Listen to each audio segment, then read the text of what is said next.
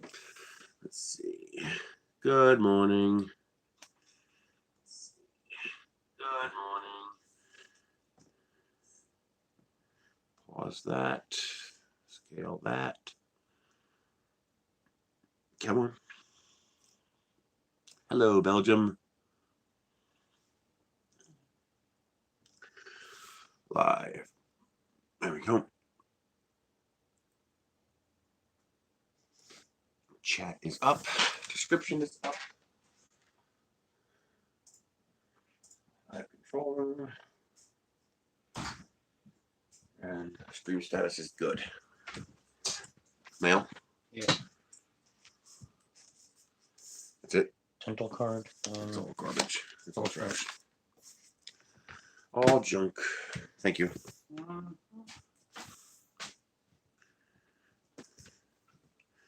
Hello, Finland. The Ender 5s are working perfectly. Yes, today is going to be an early, shorter stream.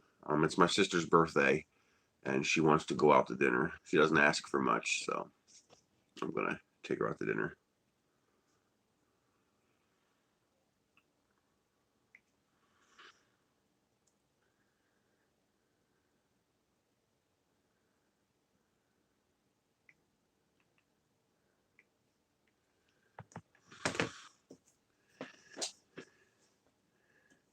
South Carolina.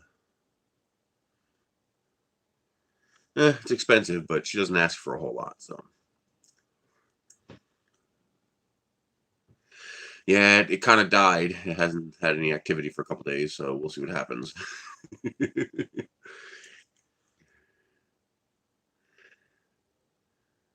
was a long shot anyway, so.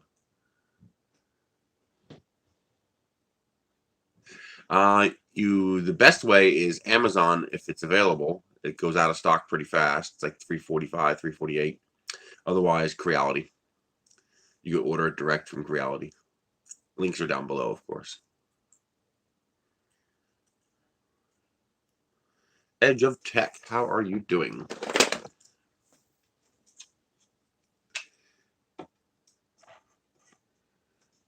Yeah, that's a bad idea. Oh, good, it does come off. I was wondering how hard that might be. Almost 1800 there, huh? 5. So you're 5 hours off, okay? Bus is going okay. I still need to get tires, and we are starting to mass pack. So I have a literal pile of clothes sitting right there. I washed every piece of clothing in the house, and now I got to go through it and sort out what I want to take with me and what I want to leave behind. So I can't bring it all too much, and go from there.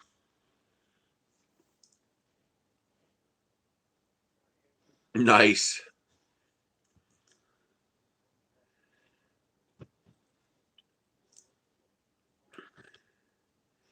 Where are you at, outsider, hun? Bench built? What bench? Oh, all the bright colored shirts go. What I gotta do is I gotta sort through it. Like, for example, this shirt can go. It doesn't have any stains. But any shirts that have stains or holes, just gonna throw them away. I didn't. Oh, Hungary, cool. Oh, no. Okay, the bus is a 2-phase project. One is immediate and its purpose, and the other is a blue sky future potential. Right now, it's a moving truck. So I removed all but 4 seats, and it's now just an empty cavernous space, and I'm filling it with my stuff to move. I'm literally using it as a moving truck. Once I get where I'm going, it's probably going to take me 6 months to empty the bus, since I'll be the only one who can do anything. It's just me and my sister, and she can't help me. So I'll have to empty the entire bus by myself. And I'll probably have to build a set of stairs for it first, so I can get into and out of the thing without killing myself. And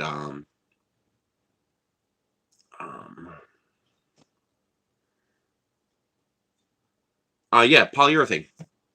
Any kind of epoxy-based resin coating. Once it's cured, it's food safe. And once you have the I can show you. I have one over here.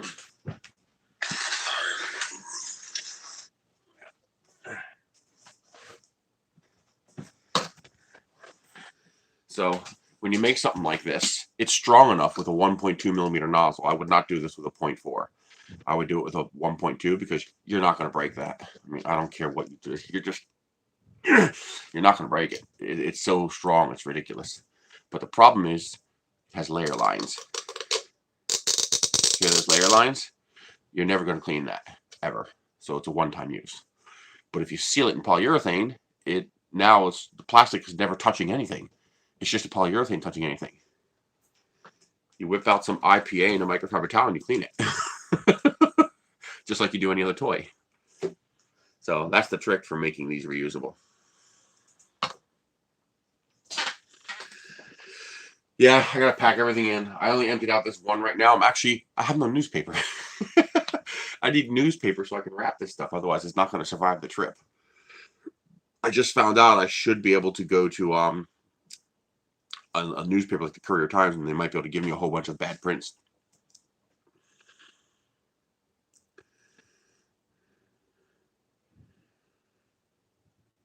Well, that's what I'm going to try to do in the future. My streams tend to be very long. So ideally, once I get moved, I would like to start my streams at 12 my time. So that would be 1700 your time. And this way people are just getting home from dinner. And then my streams usually go 6 to 8 hours. So by the time Americans get home from dinner, they'll be able to watch the second half of the stream. So hopefully that'll work out for everybody. Although today's stream is going to be very short. We're going to be done by like 4:30. So 2200 your time.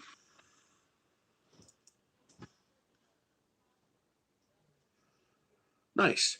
Well, the company has, I don't know if this is going to be an upgrade for the printer or if they're going to start including this with the printers, but they're experimenting with MagBed, and we're going to install one today. So this came from Ortur, and hopefully this will be included with their printers. And so it comes with the magnetic sheet. They say it's good to over 140 degrees, so it should not degauss. And then it looks like a powder-coated spring steel plate. On the one hand, this is nice, but on the other hand, the problem is if you damage this, then you can't replace it easily. Although I can't imagine it'd be that expensive. No, this is spring steel. This is metal. I told them to stay away from that dual magnet thing. It's not good. So this is spring steel, like Wham Bam. I'm going to suggest that they go with just plain steel with no powder coating. Because number one, this powder coating is going to reduce the magnetic adhesion to the bed, although it does increase the friction, which is nice. But also, just put a sticker on here. And this way, if you damage the sticker, you can replace it. Although, this might be more durable. I don't know.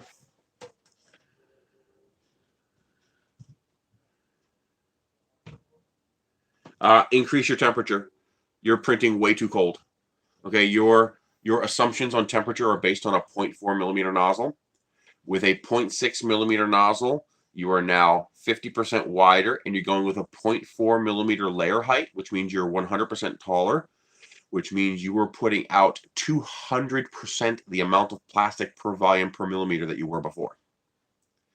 So you're pushing out 200% more plastic, you need more heat. So you're going to be wanting to run at like 220, maybe 230. With a 0.6, you could probably get away with 220, 225. With my 1.0 and my 1.2 millimeter nozzles, I'm running 230 to 240 on the hot end. Remember, 200C is not what your hot end needs to be. It's what the plastic needs to be. And because you're putting through plastic twice as fast, even though your hot end is holding 200 degrees, that heat's not getting to your plastic. It's not in your hot end long enough. So your plastic's coming out cold, and it's not gonna stick. Doing all right. Doing the best I can. True. That is true.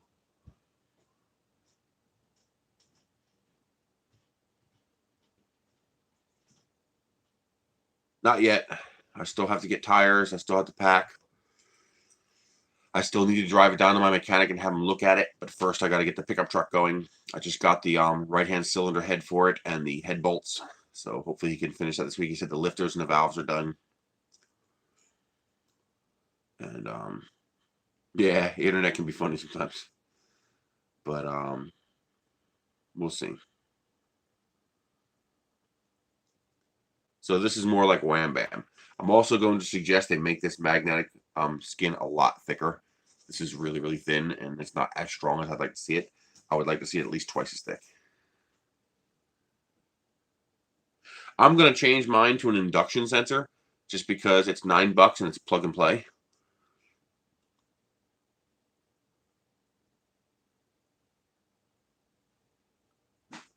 You want to print PETG as hot as possible. So I print my PETG at 255 with 25% fan. If you print it above 250, you can get away with a little bit of fan, and that gives you really nice overhangs.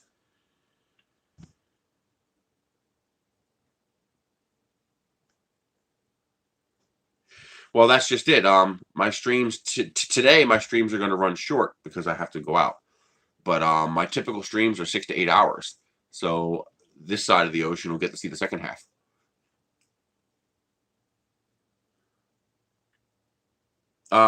Isolation doesn't matter.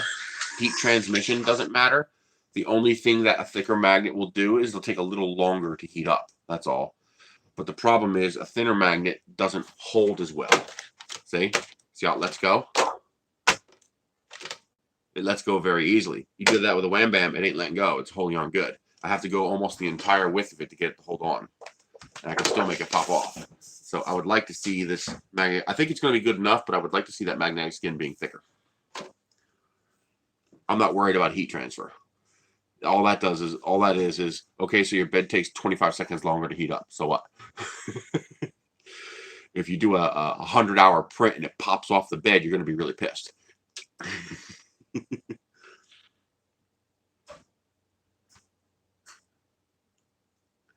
Well, I'm hopeful. We shall see. Hey, if anybody lives local and you want some of these shelving units, I mean, they're free.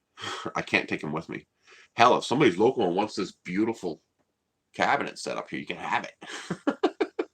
You gotta wait until I'm done emptying it, of course, but as long as you can move it, you can have it. I mean, this is probably $3,000 or $4,000 sitting right here just for this goddamn cabinet, for this whatever you call this kind of thing. I don't know what you call this,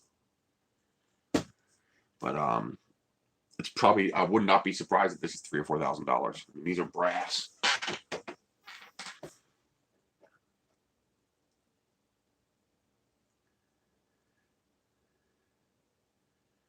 That doesn't matter. You just adjust your temperature.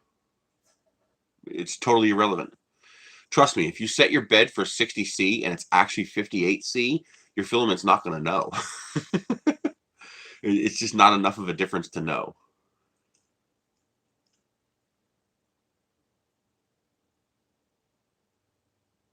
No, the purpose of today's stream is to upgrade to the new magnetic print surface. So they sent me out a prototype for their new magnetic print surface, so I'm going to install it and we're going to see how it works.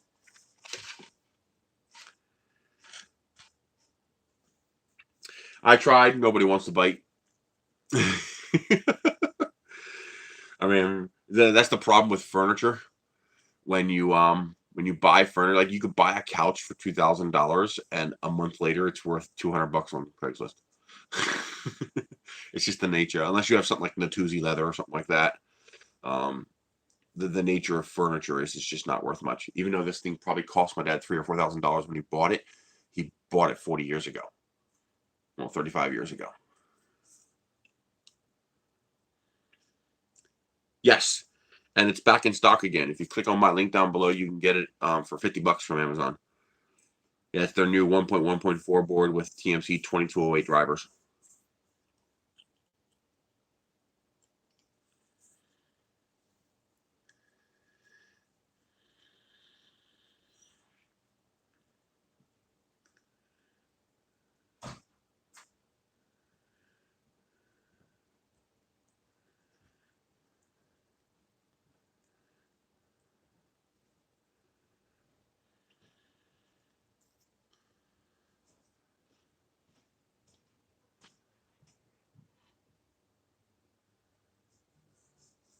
I have some 32-bit printers. I mean, for me, it's irrelevant.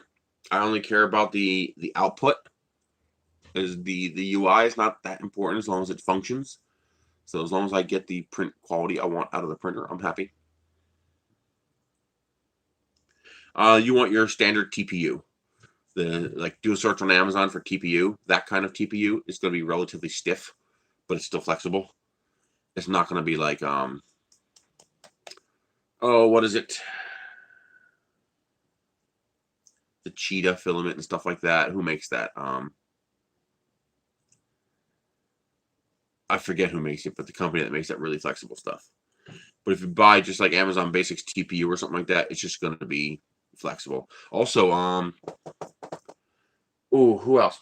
Paramount 3D has a flexible PLA, and it's very, very flexy.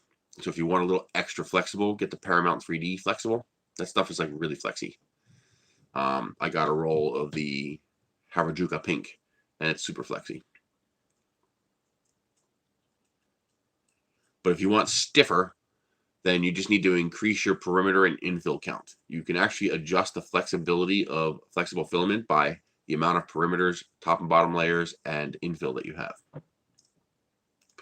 So if you print with like, you know, I don't know, 2 perimeters and 5% infill, it's going to be real flexible. But if you print with like 4 perimeters and 25% infill, it's going to be super stiff.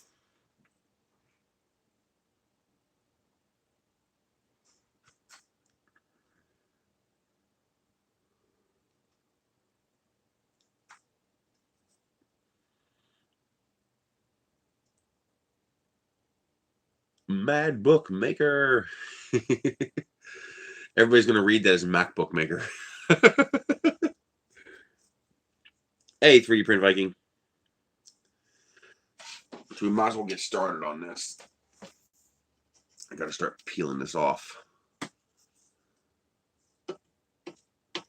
If I'm lucky, it'll come off really clean. Yeah, it is coming off pretty clean.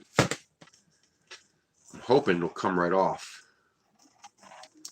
Oh, this is not peeling porn. This is sadomasochism. Peeling this stuff is never fun. Because man, if it comes off in pieces, ugh. And it's brand new. I never even printed on it yet. I just put this on a few weeks ago. Heating the bed tends to make it tear more. I actually find it works better cold.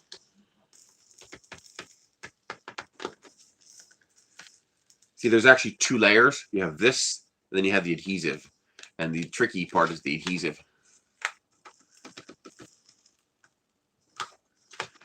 It's coming off pretty clean, actually. I got little pieces that I gotta get off, but it's really coming off pretty good, actually.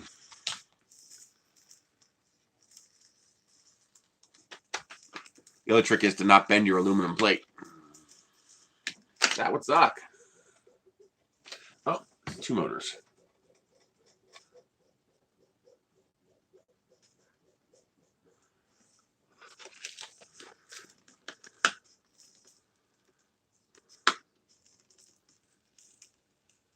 Yeah, Petchy is a bit more flexible than PLA.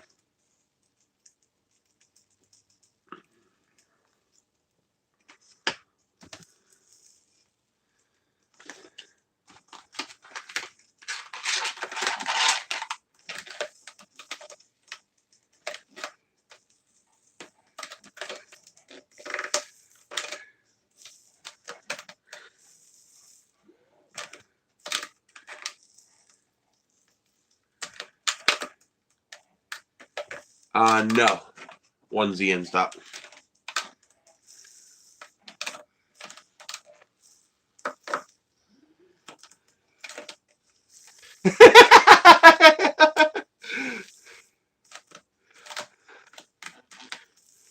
This is the Ortur 4. Really nice machine. It uses kind of a hybrid between smooth rods and linear rails. So it's this extrusion with 2 steel rods embedded in the extrusion, and it has metal roller wheels, bearing wheels that roll on these internal rails. So it's kind of halfway between the extrusions of a Creality printer and the linear rails. on the really nice printers, so it's kind of like halfway in between the two. It's pretty cool. Nice.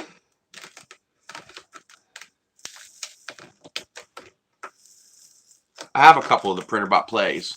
I got a wood PrinterBot Simple Pro, and I got a metal Simple Metal PrinterBot Simple Metal, and I also have two PrinterBot plays.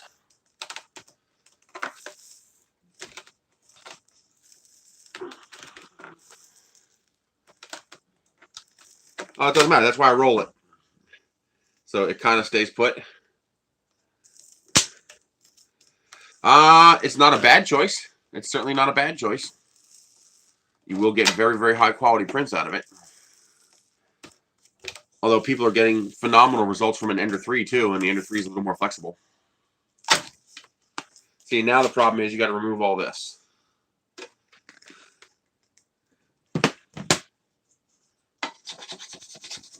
Hopefully, my trusty chisel will help with that.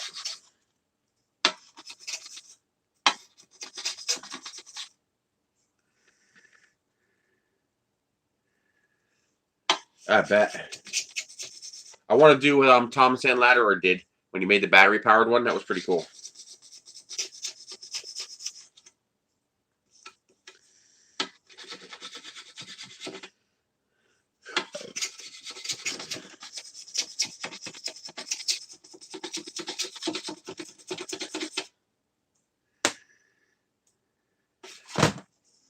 Because it doesn't work. Actually, yes, it does.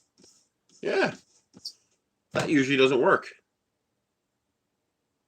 Huh. Yeah, rubbing it works. This is a different kind of adhesive. On the other printers, that does not work. Wow. That's why I didn't even try it. Thanks, dude.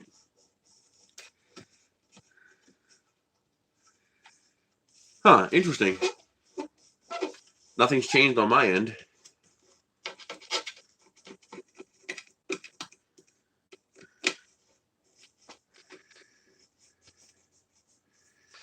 Well, yeah, the adhesive on the Tornado is a bitch. Whew. This stuff's coming off easy.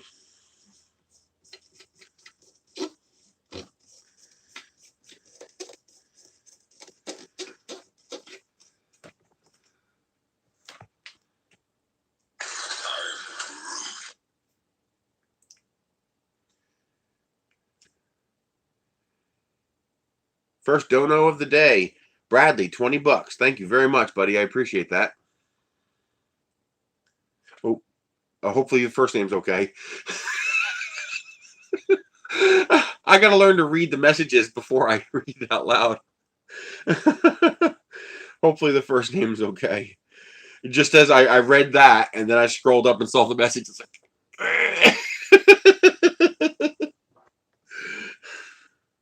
stay plugged in.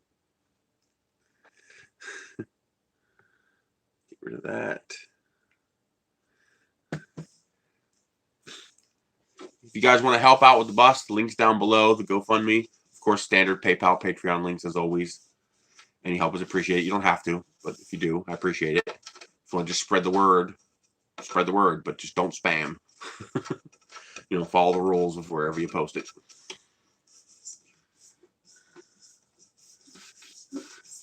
I'm surprised how well the finger works. This the last time I tried this with a finger, it did not work. I guess it depends on what adhesive they're using. Pretty sure this is not 3M adhesive. It doesn't tear like 3M adhesive does. Or it's a different kind. It's not the normal stuff.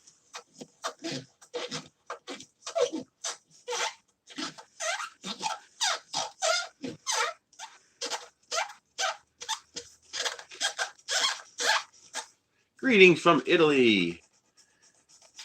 Jotaro.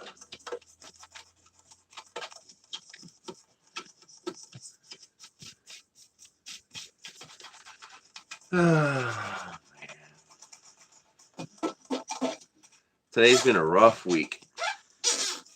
Fake tack. Just a fake. That was the second time I changed it. Hello from Denmark, Asger.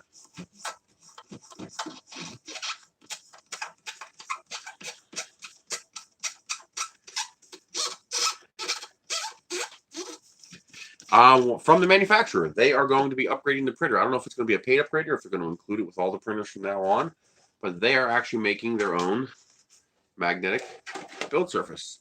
And we are going to see, that's what I don't like. See how it doesn't stay? That's what I was worried about. Oh no, that's good. Oh, it is sticking. Okay, it lifted the magnet up. Okay, that's fine.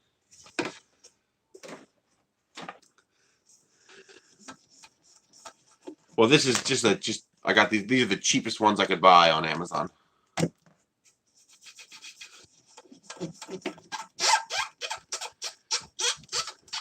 I don't use the fingerprint scanners. I just don't keep anything sensitive on my phone.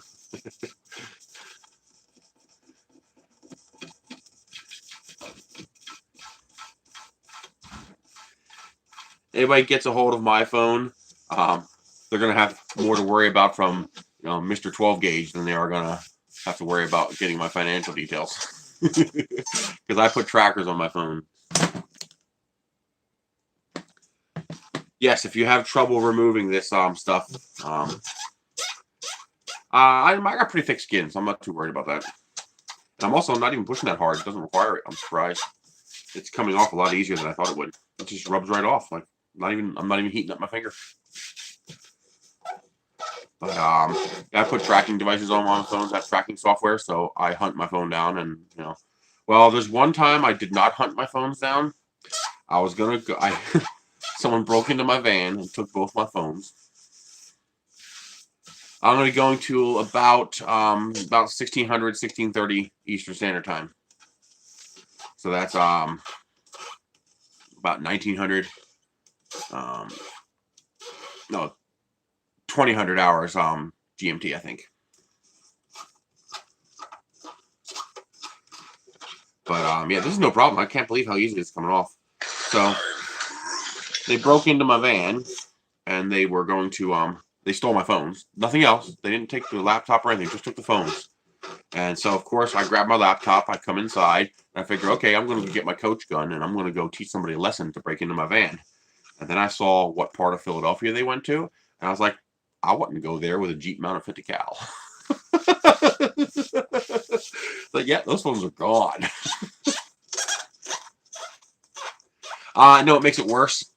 Heating the bed, to me, makes it worse to take the glue off because it makes the glue stickier. It makes it stretchier. So instead of rolling off like this, it would just start smearing. This is coming off really easy. I'm just barely wiping it. I mean, I pet a dog harder than this. Just rubbing it. It's just coming right off. I'm really surprised it's coming off this easily.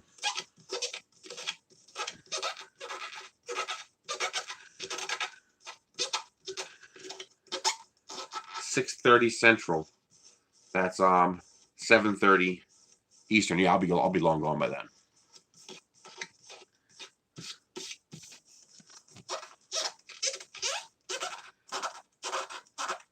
Because I don't care if the PTFE tube decomposes. It's a consumable item that costs 25 cents, so I don't care. Even running at 250, 255, I still get a few thousand hours printing on it, so I don't care.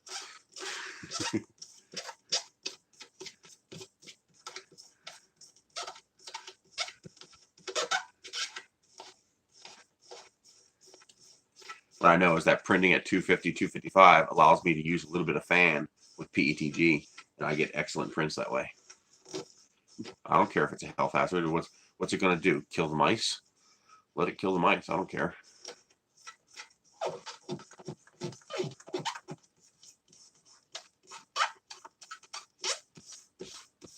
I'm not going to be here, so I don't care what it releases. I mean, I guess if you are running a print farm and you were sitting there at a desk inside an unventilated room with the printers, okay, that would make sense.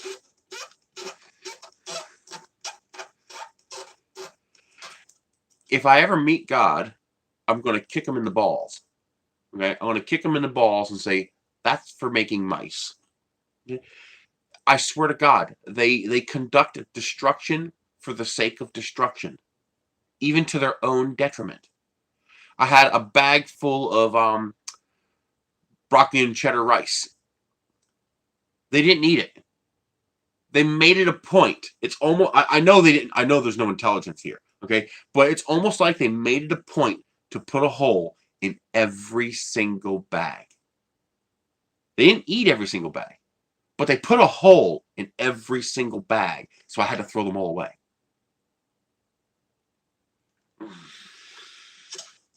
I hate mice. I'm not worried about the prints too much. I have all the prints that I brought to Murph with me in the van, and if the shipper will allow me to leave them in there, I'll be able to bring whatever fits in the van. Otherwise, prints go last. Important prints I'll make sure get packed away, but otherwise prints are a lower priority. Yes, the CR20 is very good. You're going to enjoy the CR20. And I do have a stream and video on the CR20. Basically, you can look at all my Ender 3 videos. They're basically the same printer. The CR20 is basically a higher grade, better built Ender 3. But they put one hole in the side of each bag. A little hole the size of a pencil eraser. One hole in each bag. They didn't open up one bag and eat it. They put a hole in every single bag.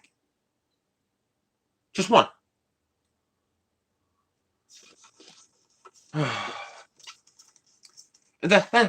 Why would evolution do that? I mean, it's to their own detriment to do that, because now that food goes bad. If they open it up one bag at a time, then the food would last longer. I hate mice so much. They're so absolutely destructive. The amount of destruction those things can cause is it's unbelievable. Actually, oddly enough, they've been leaving the electrical cables alone. I don't know why. I guess there's enough food that they don't have to go to cables.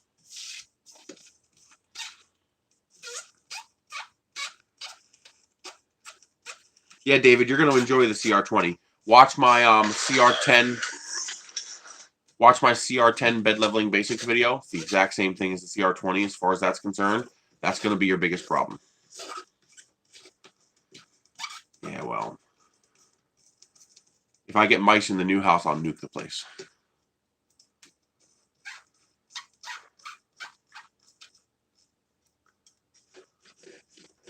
I have lots of traps. Oh God, I'm pouring dead bodies down the toilet every day. Not quite every day, but 5 or 6 a week. The trick is there's so much food around that they don't care about the food in the traps. So I got to find their travel paths. I got to find the pinch points where they run. So they run across the traps and get snagged.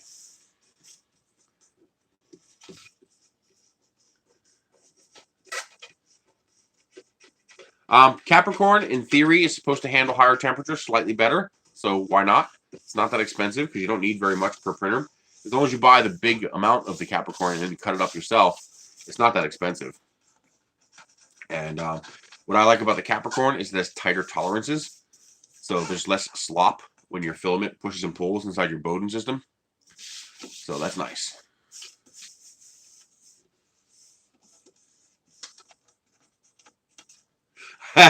You're the one that let me borrow the cords at Murph? The ones I left behind? Along with all my goddamn maker coins? Oh, I don't know if Gandor is here yet, but I got his letter. And I got someone else's letter too. I got them both out in the car. I got 2 letters over the last week. In 2 more weeks, I get the other half of the payment for the business. At that point, I can then pick a house. I just gotta hope one's available. Something I feared, I believe I can now somewhat confirm is correct. I believe there's a whole bunch of houses available in Edgewood, and the banks are just holding them. They're not releasing them. And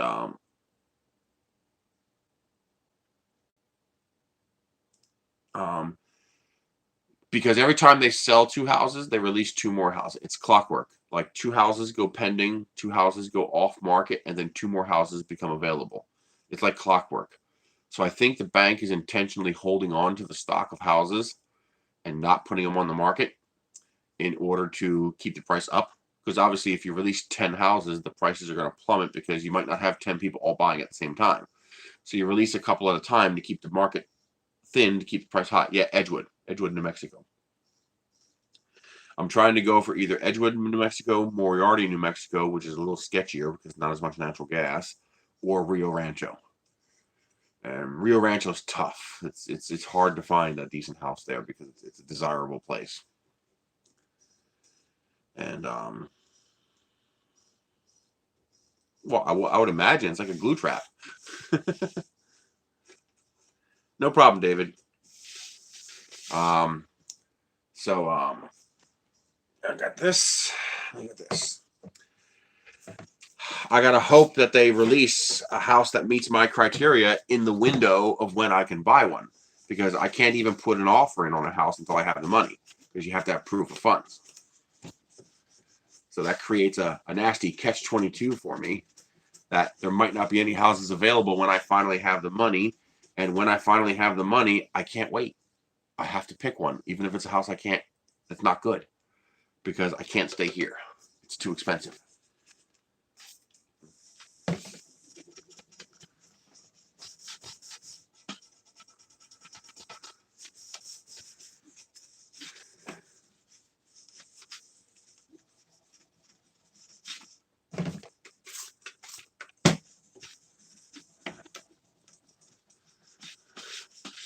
Yes, New Mexico.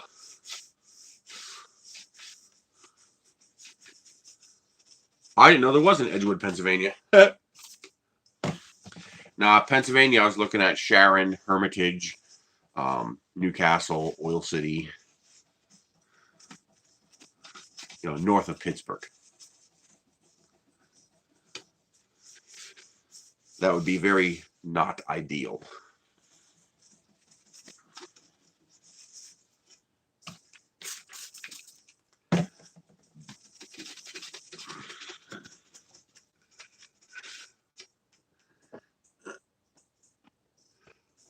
What's that go to, Richard? I can't click on links on there because it'll close the chat window.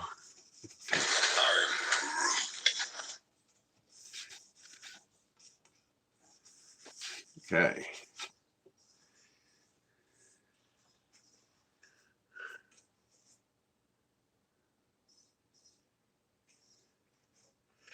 Yes, I have a whole bunch of individual printer videos that I'm going to be releasing. They're not going to be very well edited, but they will be under 20 minutes. And hopefully I survive, because those are the videos that you guys are going to get for a while. I got like 15 of them, and I'm going to have to just set them up for release, because it's going to, there's going to be a 1 month period just before I move to just after I move where I'm not really going to be able to release content except maybe, a video about the move itself. And then it's going to take me a while to get set up on the other end, because it's just me, literally no help. It's just me. And I'm not going to be moving to a move-in ready house. When I get there, it's going to be a husk, and I will have no furniture because I can't afford to bring any furniture with me. And the cheapest, best, you can have one or the other. You can't have both.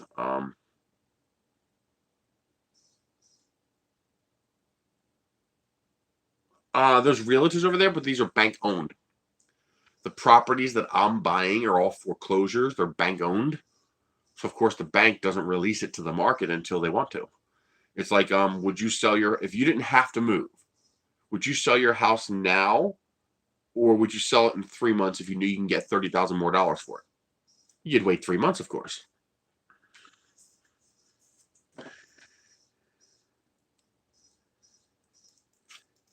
So the best printer right now that I suggest for beginners is the Ender 5, because it has the best bang for your buck as far as quality, build volume, and no problems.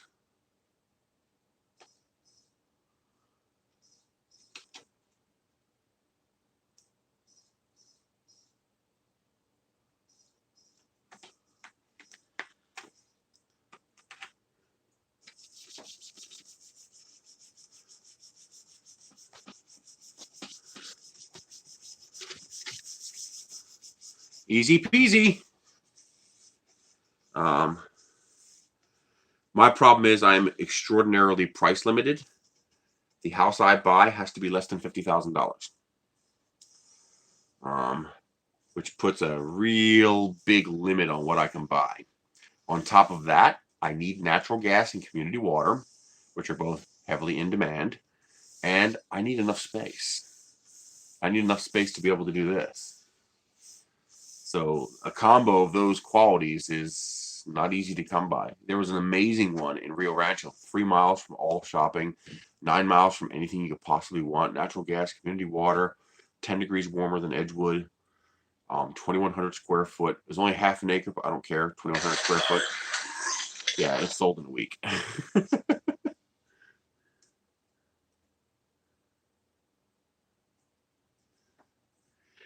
If you need cheap additional space on your property, what is that? Let me see if I can load that on here. Dome Rama.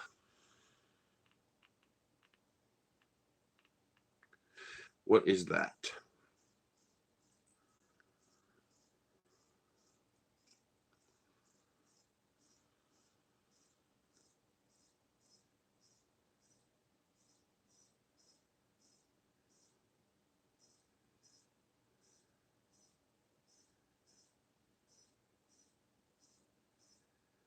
These are usually pretty expensive.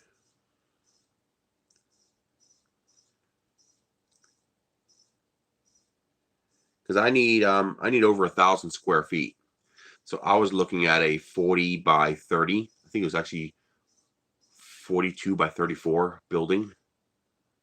And I need to insulate it. So I was looking at either those where they come out and they build a garage for you.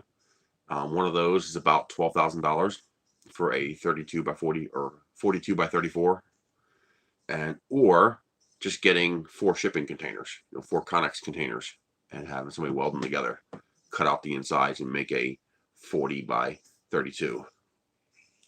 Because the advantage of the Connex containers, if I can get them cheap enough, is they already have floors. I don't have to have a foundation. I can just drop those fuckers right down on the ground, weld them together, cut out the inside wall. I could buy 2, for like $5,000, and have myself a 16 by 40 workspace. And then as I got more money, I could add more containers to increase the size of the workspace. That's what I'm talking about. Connex containers, shipping containers. But the problem is the building would be nicer because it's gonna have a taller ceiling, but a higher upfront cost. But yeah, if I can get the Connex containers cheap enough, yeah, that'd be a nice option. The problem is I really need the high cubes, the 9 foot 6 inch ones, instead of the standard 8 foot ones, because I really want the taller ceiling. I don't like short ceilings. It really bothers me.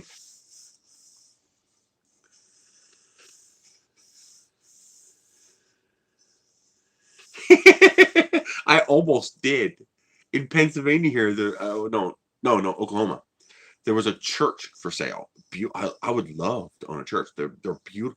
The main room is a gorgeous, gigantic workspace with the beautiful stained glass. They're beautiful buildings.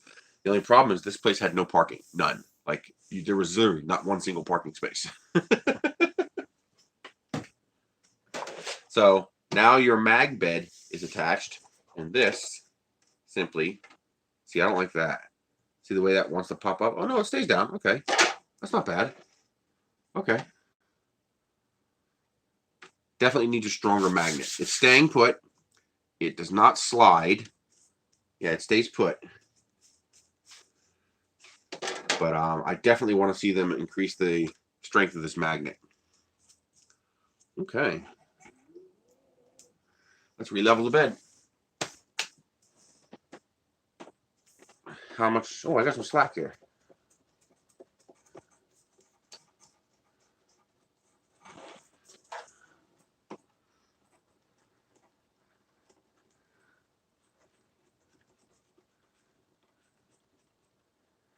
Nope, no parking whatsoever. It was on a little triangular plot of land with just a sidewalk between the 2 buildings. No parking. I was like, that's just not usable. I got a 40-foot bus and 4 cars.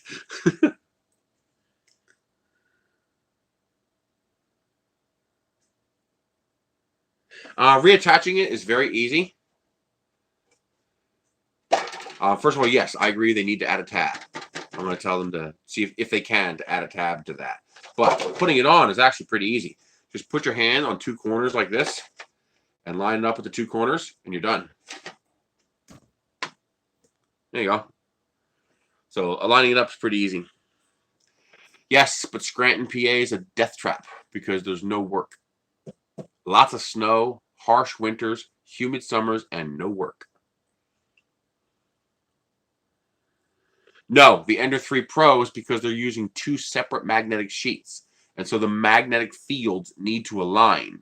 If you feel a bubble in your bed, it's because your mag fields are misaligned and the magnets in that section are actually repelling each other. That's why you have a bubble. So you actually have to shift the bed out of alignment a bit until you find that spot where all the mag field sits flat. But this is a steel plate. So it has no opposing magnetic field to the bed. So you won't have that problem.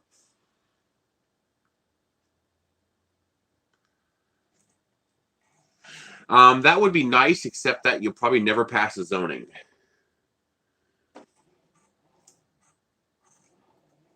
This needs to go. This dumb little spring that just increases backlash. Yeah, goodbye. And then we just tighten this up.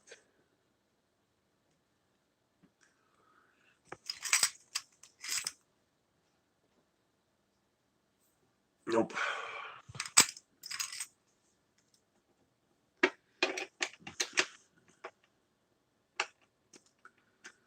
Nope. It kind of wants to work.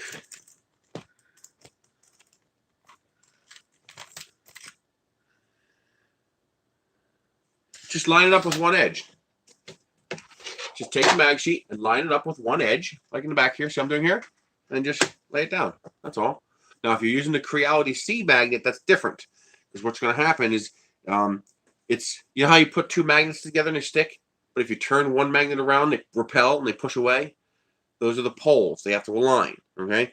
This is a steel plate and a magnet. So there is no poles to worry about. This will stick over here. It'll stick over here. It'll stick any which way I put it on. It doesn't matter. But because Creality, to increase the strength, is using 2 magnetic sheets, the poles need to line up.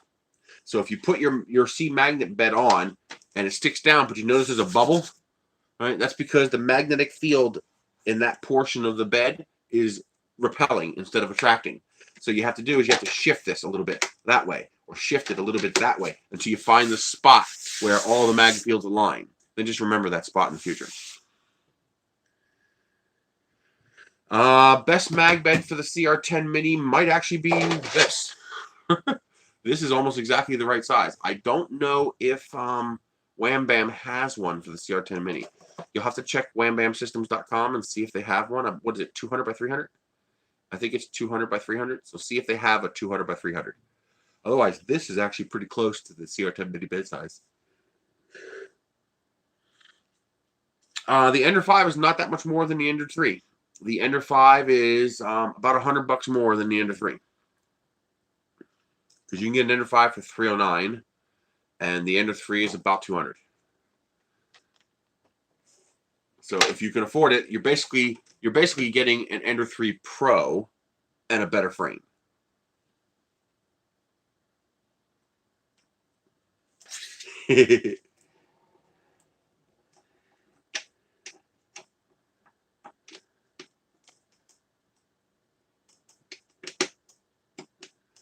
Not too small. And this isn't going to fit in here. Oh, we'll do that though.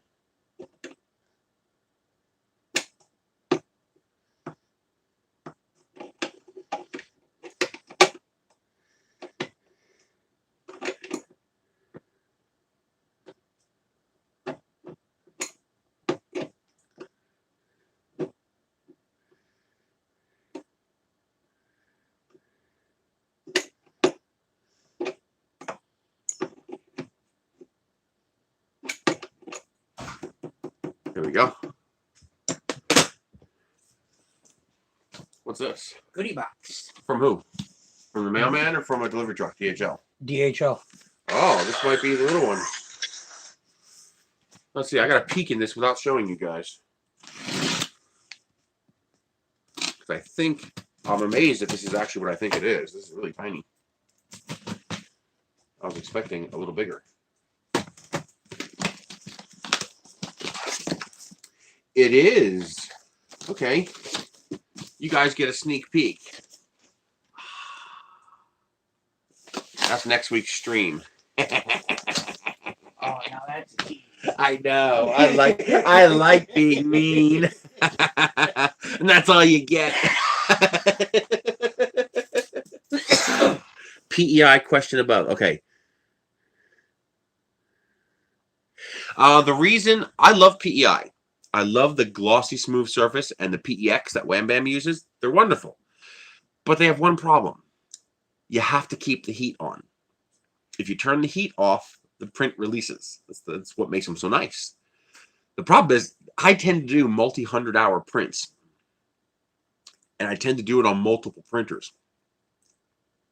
So can you imagine the 300 watts that this bed consumes times 10 times 5 days?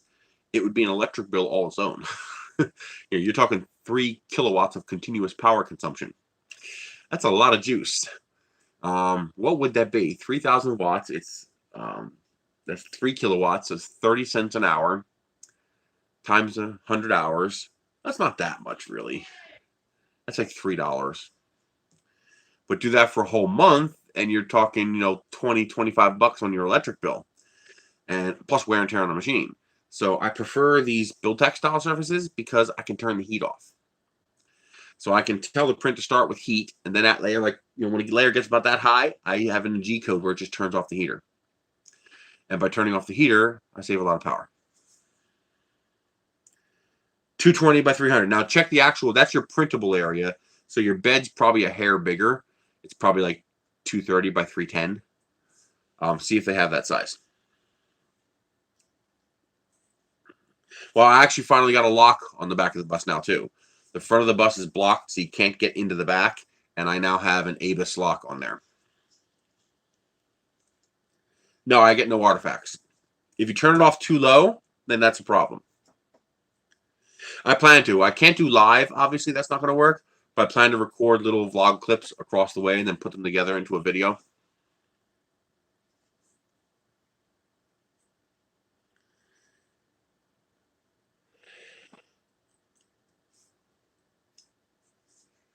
You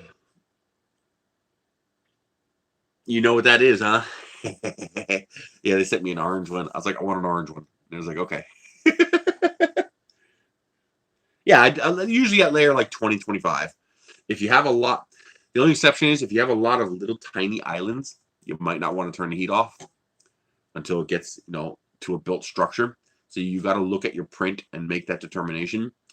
But for most of my prints, usually about layer 20, 25, I turn the heat off.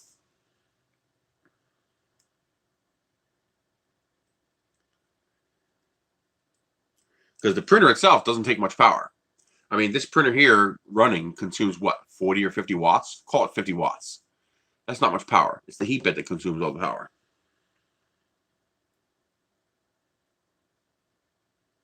Yeah, if you turn it off too soon, that can cause release problems. Or even just warping problems.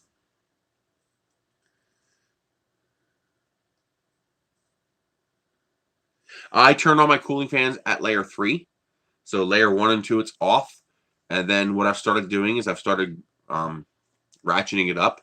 So I'll 50% at layer 3, 60 at 4, 70 at 5, 80 at 6. And I usually stop there at 80 unless I think it needs more. Then I'll ratchet it up to 100. I've started building that into my G code. So if it works out for me, if that looks like it works pretty good, I'll eventually update all my profiles to include that functionality as well.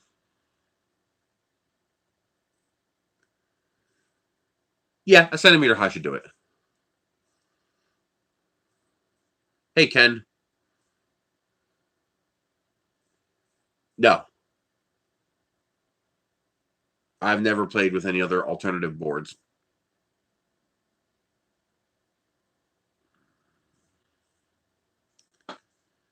Exactly. The printer doesn't take much power. It's the heat bed. No. With PEI, with glass, with Magic Goo, with 3D Gloop, with nanopolymer, with PEX, I believe Kapton tape maybe as well, bare glass, silicon dioxide, ultra base style surface. All of those surfaces, you cannot turn the heat off. They require the heat to function. As far as I know, the only surfaces where you can turn the heat off are painter's tape and build tack style surfaces.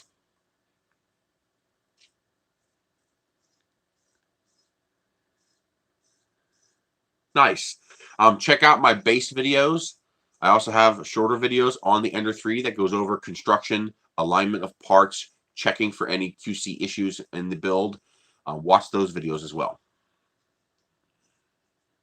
That's still sitting right there. I haven't had a chance to play with it. I'm literally so busy. It's crazy. I mean, it's just, matter of fact, the last 2 days, I've spent almost nothing but doing wash. This is all wash. That's all clean clothes. I'm just putting load after load after load after load. I have a fast washer, so it does a load in 30 minutes. So by the time I'm finished fetching the next load and loading the dryer, the wash is done. So I'm almost in a constant cycle, just continuously loading stuff into the washer. I can't wait to see this month's electric bill. But I got to wash everything, so all of that's clean. And now I've got to dump it all out on the floor, start going through it, and figuring out, okay, that's got a hole in it, throw it away. That's got a stain, throw it away. I have so much clothes, I don't need to bring it all with me. So I got to go through it and figure out, pick the cream of the crop, basically, and get rid of everything else.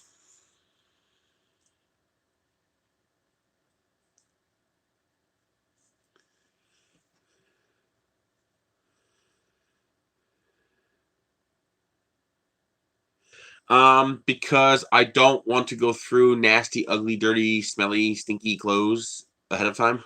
So I'm just taking some of this stuff was downstairs and got mildew, and it's apparently there's a water leak down there somewhere. And so I've just been feeding it all through the washer.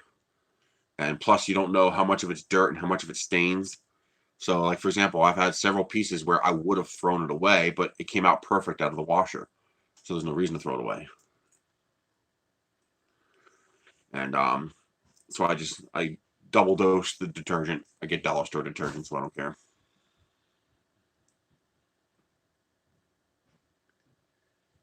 No, well, I don't know about other slicers, but in Simplify 3D, you can create commands for different layer points. So when you go to heat bed in Simplify 3D, there's two little boxes called layer and temperature. And basically, if you want to turn the heat bed off, I just put in, layer 25 and temperature 0. And then I hit add set point. And now it'll say, bed temperature, 60 degrees Celsius, and then 20, 0. What that means is at layer 0, it turns on the heat bed to 60, and at layer 20, it turns the heat bed off. The Tevo Nereus is not bad. It's a good reboot machine. So they did a good job rebooting it. It's a nice, stable, good quality design. Not quite as advanced as their original Tornado, but a good restart, and not nearly so heavy. Because that was the big problem with the original Tornado. It was too damn heavy. Do I have a memory card in here? Yes, I do. Motion.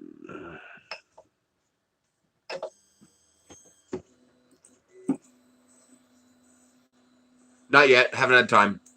I got into the forums. I downloaded the firmware. I haven't even had time to hook a laptop up to it yet. I just haven't had time. So I'll get to it.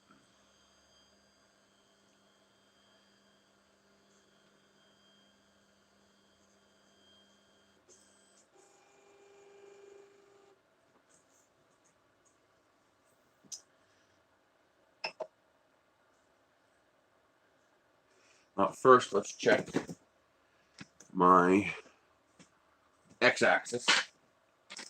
I guess I can use anything, really. I need a ruler. Where is my ruler? Once again, the ruler is gone.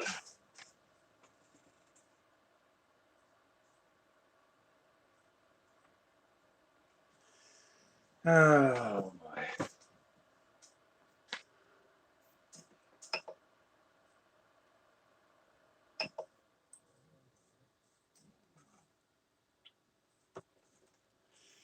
Gotta check these distances first.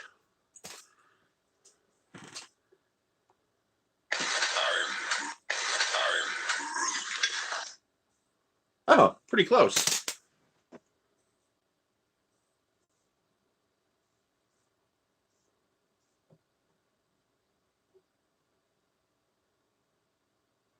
That feels pretty good right there. Now let's check the distance.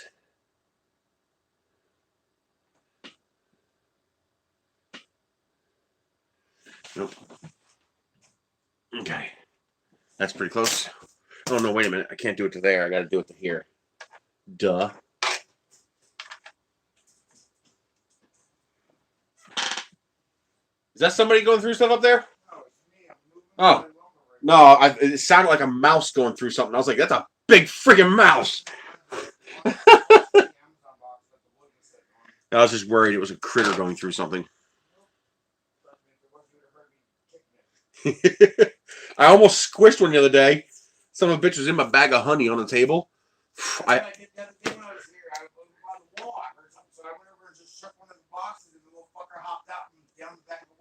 almost got him too. I hit him twice, but he got away. There we go.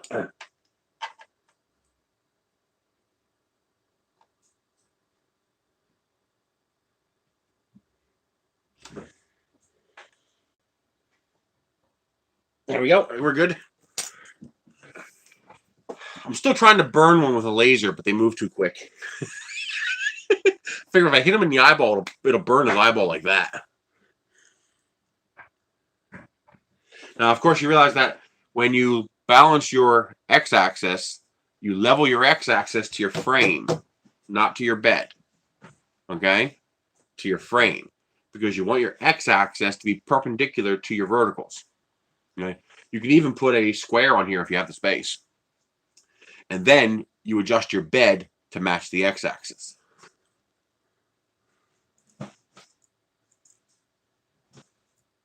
No, because you do not want to level your frame to your bed. You want to level your bed to your frame. That's important because otherwise all your parts will be built like this.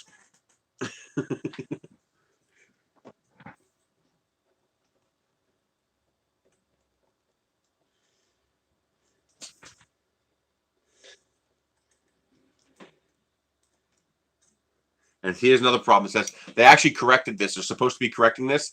See how this binds up right here? Right? Because this is riding up on top of this frame. It needs to be in front of the frame like that. And now it works fine. All right? So they're going to put a tab right here to keep this from happening so that this stays forward and it doesn't ride up on top of that.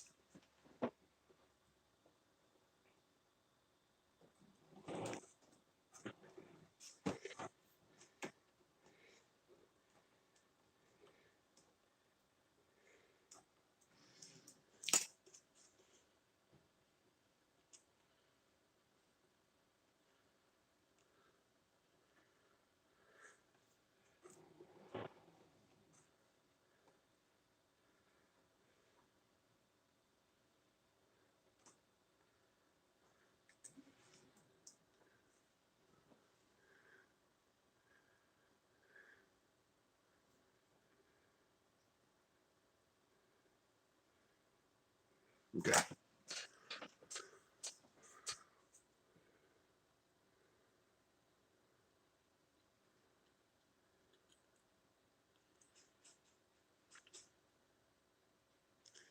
FX Expert 22 cal, Chris, what's that?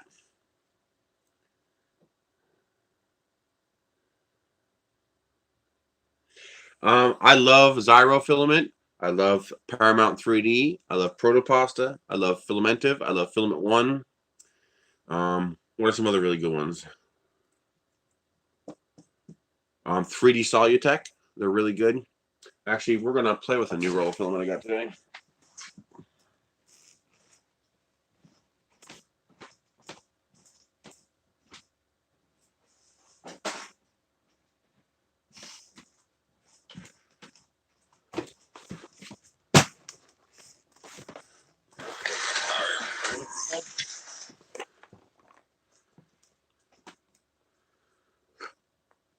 What, Matt? Did you get a new filament in? Yeah, I finally got some of this stuff. This is the color changing filament. That's sparkly. So actually that's really dark.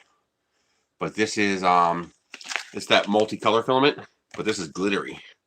So it's glittery multicolor filament. Yeah. I thought I had a spool holder for this. I guess I don't.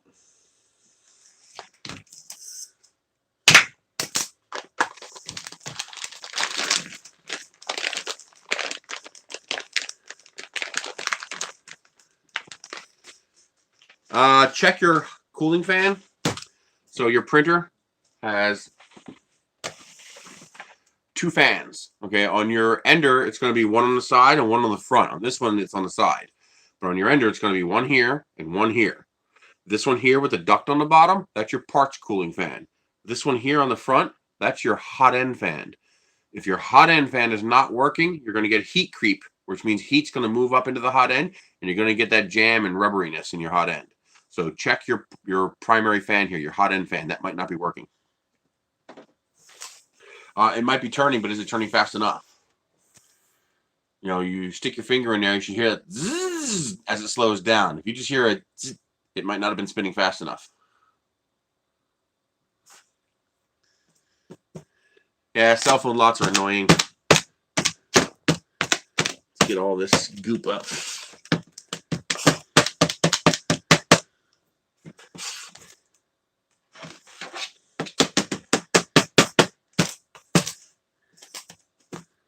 There we go. Get rid of that. Really? Come on. I guess I can use this for now. No, it's not set up yet.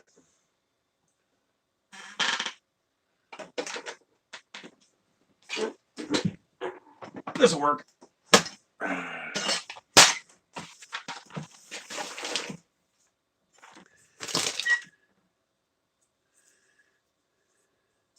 Yeah, sounds like your fan's dying. So it might be time to replace that fan.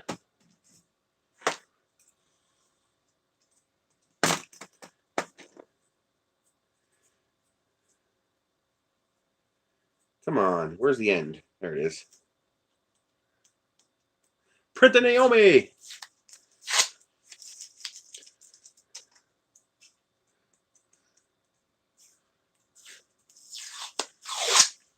Come on!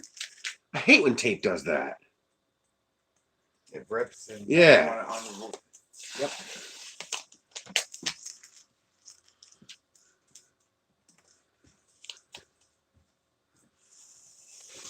It happens. Cheap fans.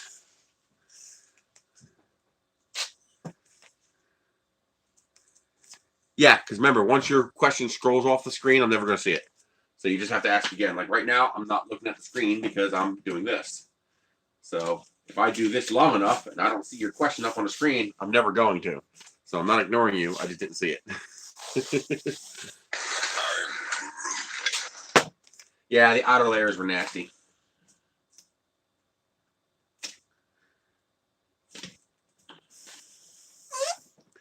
There we go. Instant spool holder.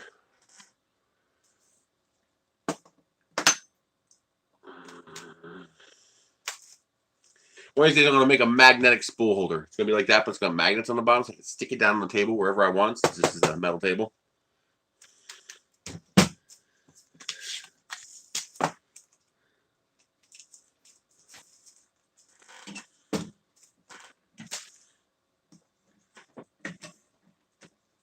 There we go. Spool holder.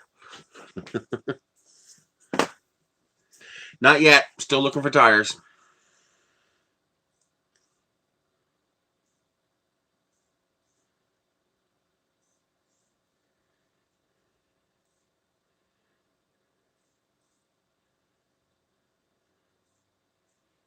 Actually, this would be probably a pretty nice set of colors for Thanos. It's got that dark with some purples in there.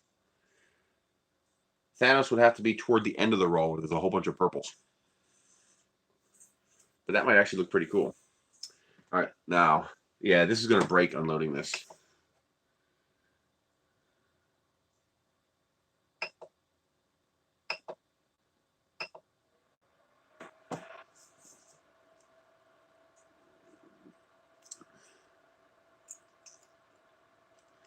I make whatever I need, or I make whatever the community seems to be digging lately.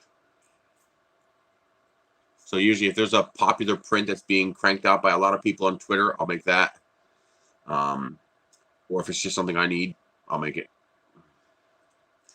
This is from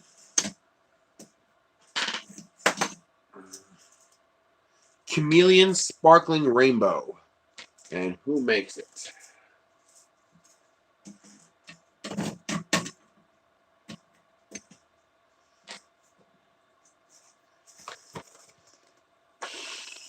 Color Thread 3D printing. So somebody on Amazon called Color Thread. Let me add that link. La-di-da-di-da. No, it's not Zyro. I wish. I like Zyro.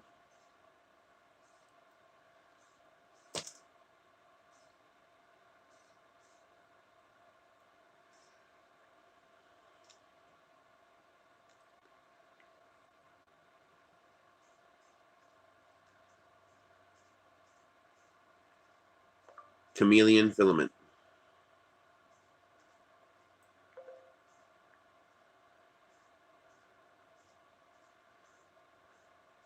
Yeah, Color Thread or Strong Hero. Probably the same company. Let me add it to the list. Filament.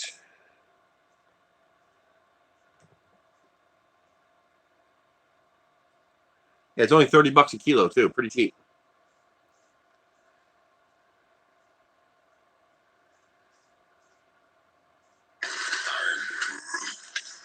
There we go. If you go to my Amazon deals page and click on the filament category, the first two are the same thing. This filament, $30.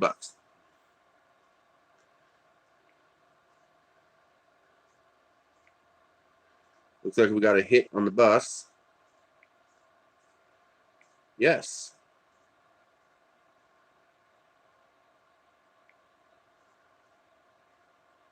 Shout out to Giovanni, $50 for the bus. Thank you, baby. I appreciate it.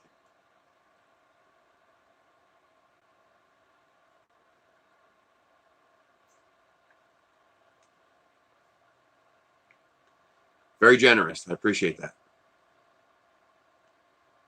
Delete those. I am plugged in, so I can leave this turned on. Just dim the screen down a little bit.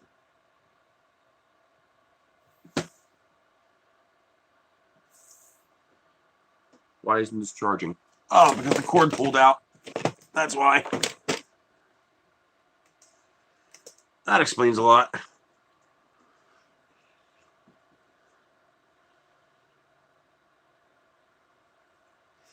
Right now, I'm in a holding pattern until I get the second half of the payment. That should be in 2 weeks. Then it's going to take about a week for that payment to clear my bank account. At that point, I will then have proof of funds. So in 3 weeks, I should be able to make an offer on a house. As soon as I get confirmed that, okay, they've accepted my offer, it's going to be a race against the clock to see how quickly I can move out of here. Because if I stay here too long, it'll be too expensive.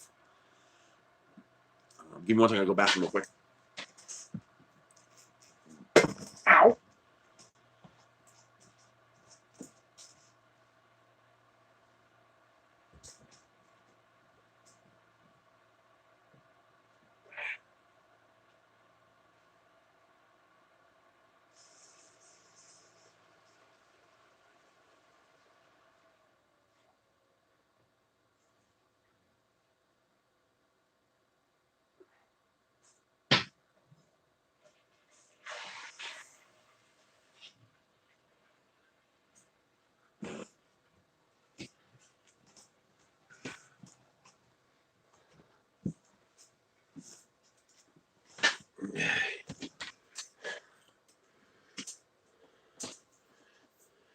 Ouch. That hurt. Damn. That's my skin on there.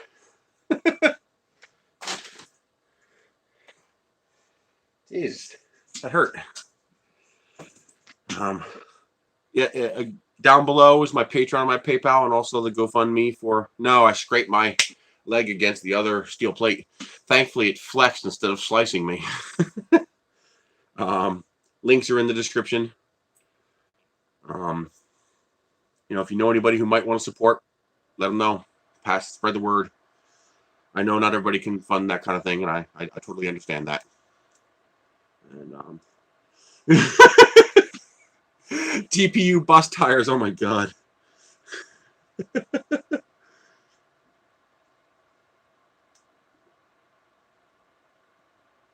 Zyro has rainbow filament?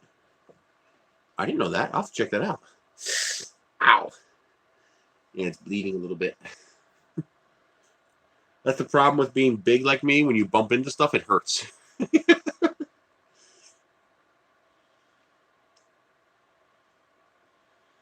I appreciate it. Let's see. Print from SD.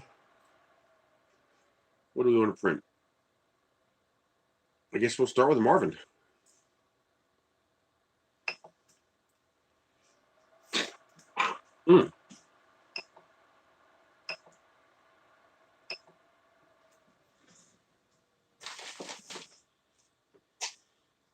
Yuck.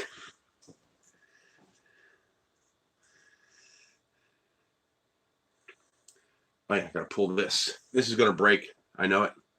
It's already broken. Oh yeah, it's already broken. I'm gonna have to de-thread that.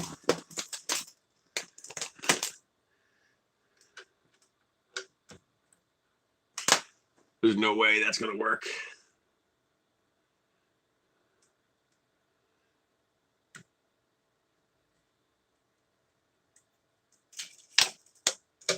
There we go.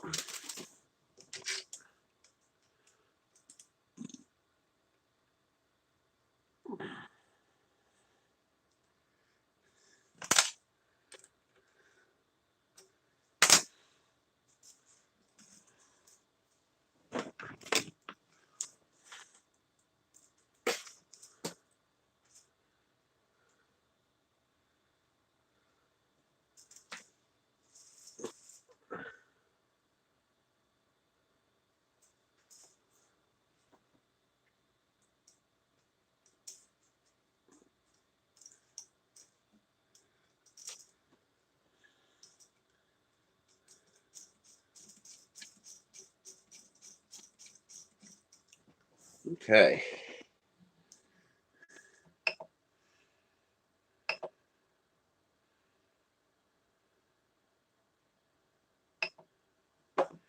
We shall start with a Marvin.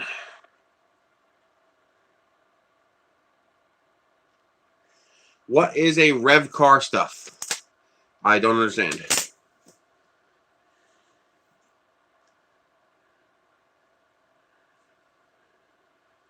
I can see what I'm driving through. I don't think I'm driving through Cincinnati. Let me check. Maps. RC car? No, I haven't. But I plan to. I found my old A10. Is it A10? RC10T gold chassis and my B2 chassis. So I'll be bringing those out. Maybe I can restore them and get them working again.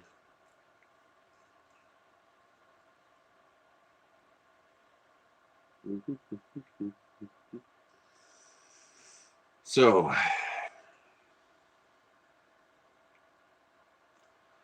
now I can't deviate from my path where I'm going because the fuel costs are just too high. The fuel costs are just extraordinary. Yeah, Team Associated. I have the original gold RC10T chassis, and the I also have the B2 chassis, I think. No, just before the B2 chassis. I didn't want the B2. I wanted the all-metal. So I will be passing through Turnpike to Ohio. I'll be passing through Columbus. Where's Cincinnati at? No Cincinnati. But I'll be passing just north of Dayton. So if someone wants to do like a... You'll have to time it correctly because I will be on a I look like a raccoon. The shadow from this bar right here is putting a raccoon shadow on my face. Um,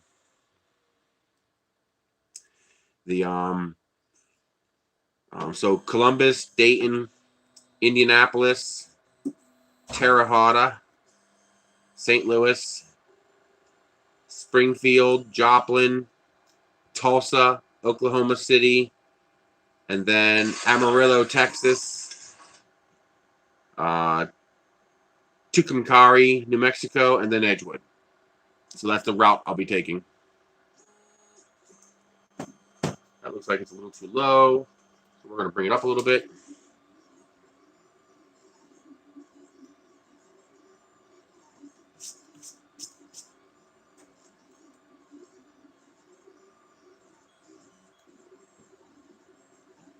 This needs to come up a little bit.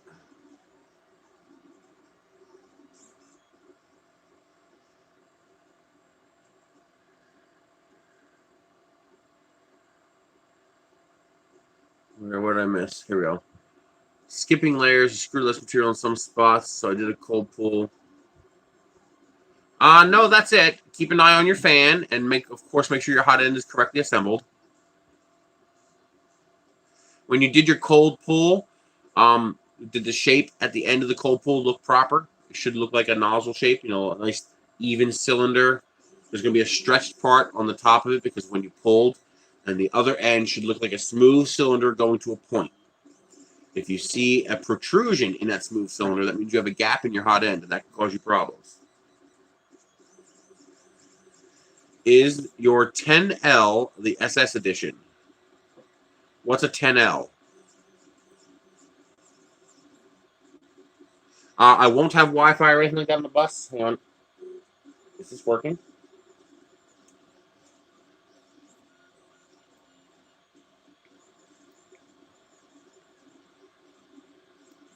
Nope, I'm gobbing.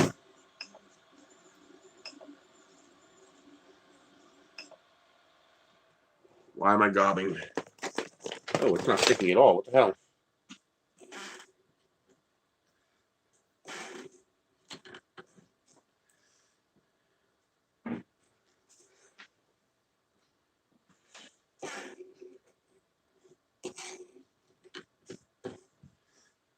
It might be from that bad start. There's still a little piece of orange in there.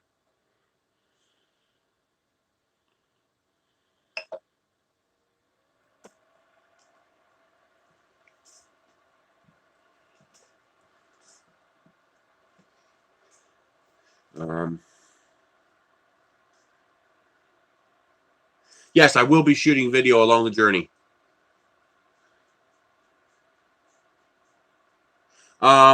I don't think it's an L. It's the original RC10. So the original one with the gold chassis, and then the next upgrade that was black beyond that, but not the B2 Stealth chassis. So mine are 30 years old.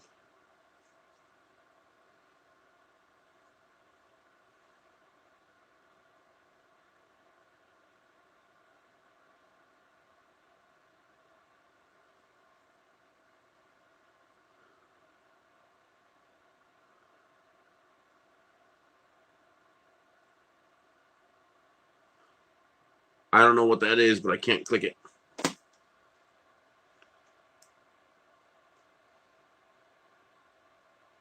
Let's see, Dallas.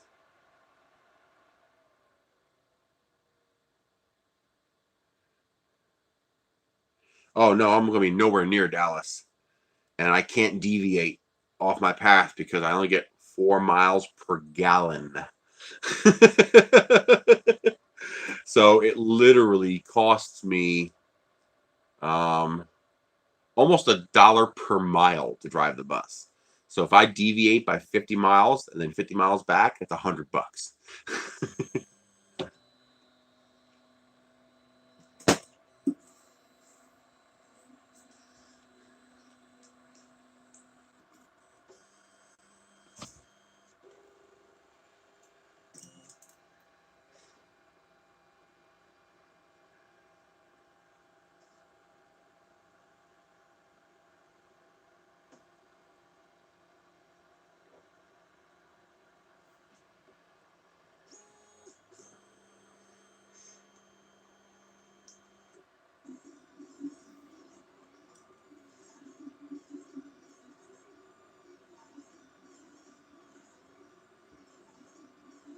It's not sticking. No, this is not sticking.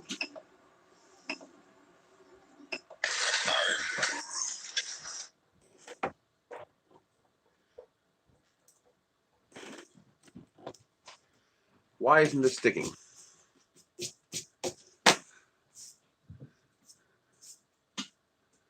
Okay. Not too thick. Yes, I get excellent prints out of this. If you saw my my big rose, transparent rose colored sparkling heart box that I made, that was made on this.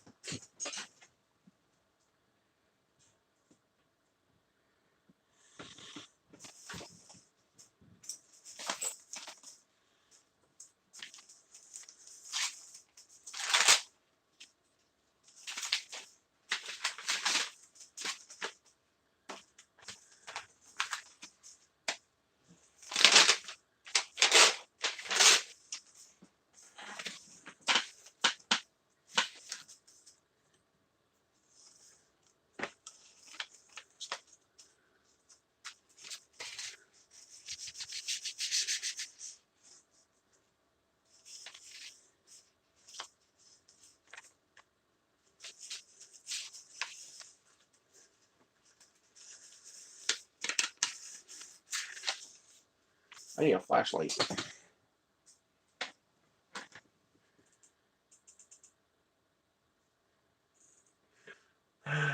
Where are my flashlights? I got one in here.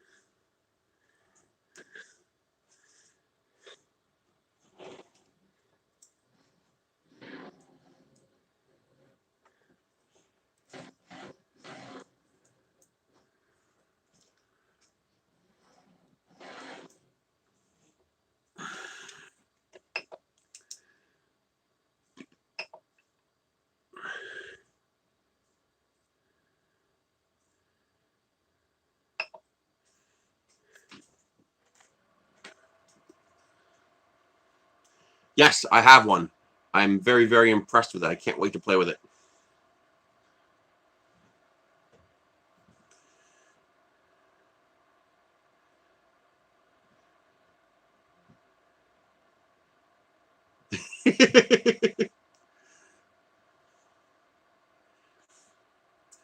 Yes, fuel in the U.S. is very cheap. So is our wages.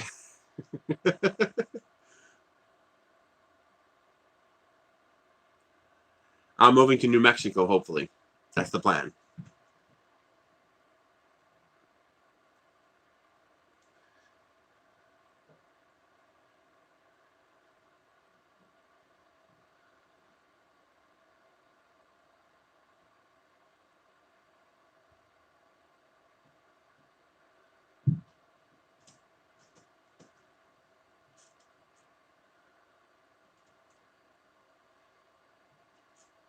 Yes, we do. The tax ranges from 16 cents to 64 cents a gallon. Everybody knows Iron Man dies. Everybody knows Iron Man's died for the last year and a half. That's not new. So you're not spoiling anything. You're just being duh.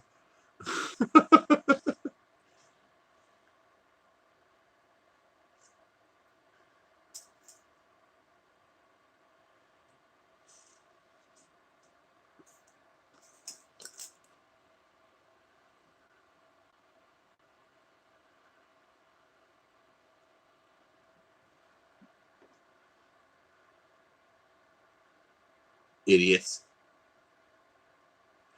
I don't know. It depends on what kind of place I get, how much space I get, how much work the place needs. I mean, there's a lot.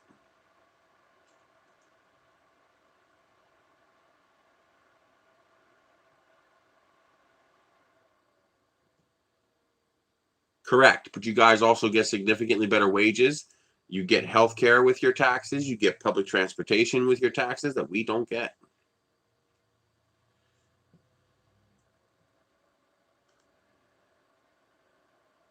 In the U.S., unless you live in a city, forget public transportation. Doesn't exist. And healthcare,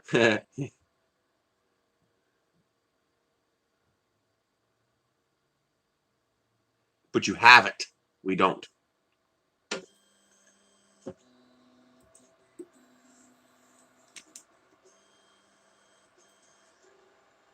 $215 should be okay.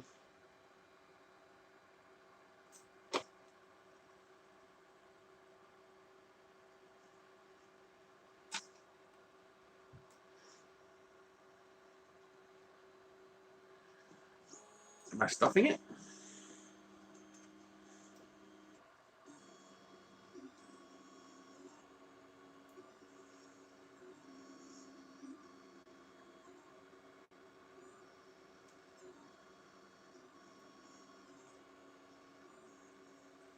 That looks a little better.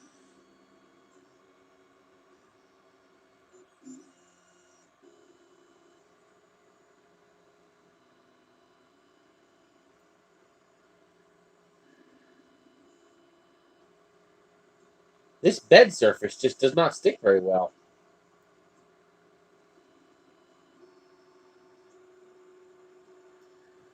It's not working. I'm not sure what I'm doing wrong.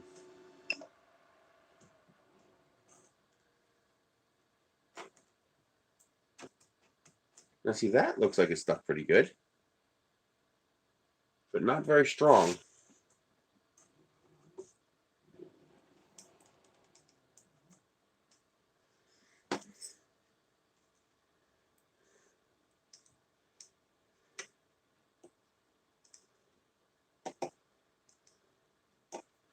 Well, there's an easy way to test it.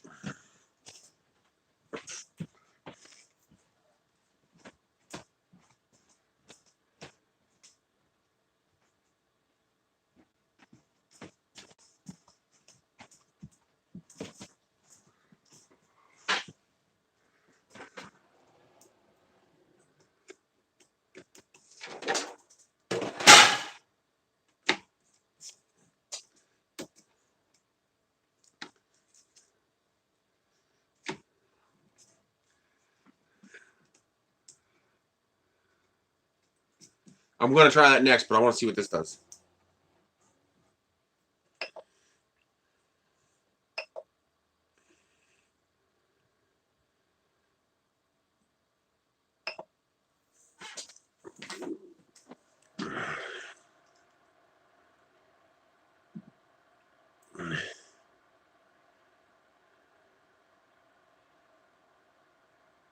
It probably does need to be cleaned.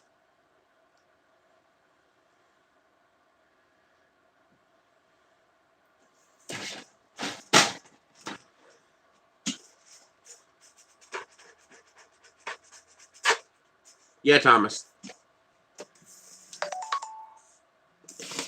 Income tax fluctuates. So on someone like me, federal income tax is going to come to about 13 or 14% of my total income. Then state is going to consume another 3 or 4%. And then local and county is going to consume another 1 or 2% each. So you're looking at about 19-20% just for income taxes, which is actually not income taxes, it's revenue taxes. Since if you earn a wage, you don't make any income. Then you have sales tax, which is 4 to 10% depending on where you are. And then you also have different taxes, use taxes on things like gasoline. Like for example, right now gas is $3 a gallon and the tax is 32 cents, so that's roughly 10%. Then of course you have taxes on all your utilities, and then the big one, you have property and school taxes. So the average Joe on the East Coast making, median income is paying about 40 to 45% of everything they make in taxes.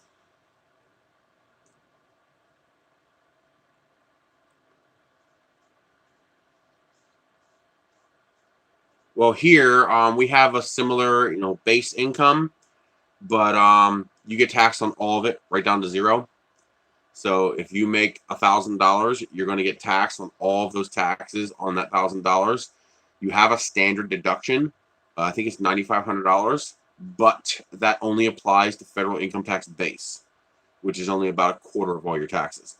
The other 3/4 of your taxes, they tax every dollar you make.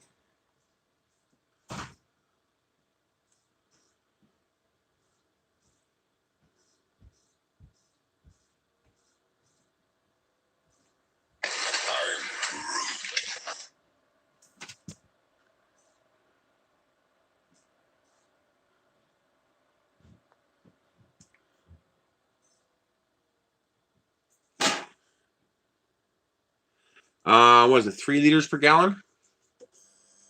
It's roughly 3 liters per gallon, I think.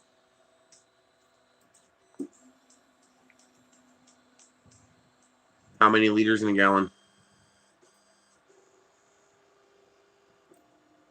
3.78 liters, so almost 4 liters per gallon.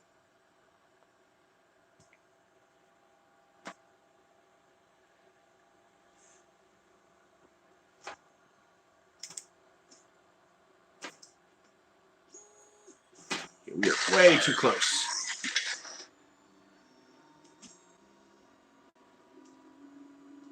What the hell is it printing? I don't want to print that. Stop. Definitely don't want to print that. I hate when it does that, when it jumps and prints something you weren't expecting. I want to print that. Oh, it's definitely sticking already.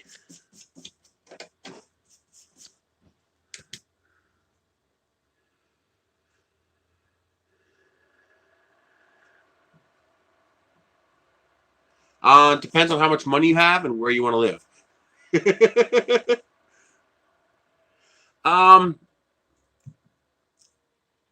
Unrestricted taxes equal robbery. But taxes are necessary. You can't have a society like we do without taxes. It doesn't work. Not until we don't need money anymore. Steel plate from the manufacturer of the printer.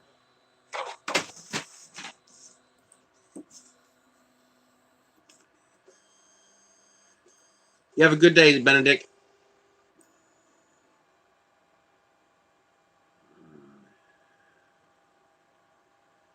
But I'm on the lowest end of the income level, so I'm the wrong person to ask.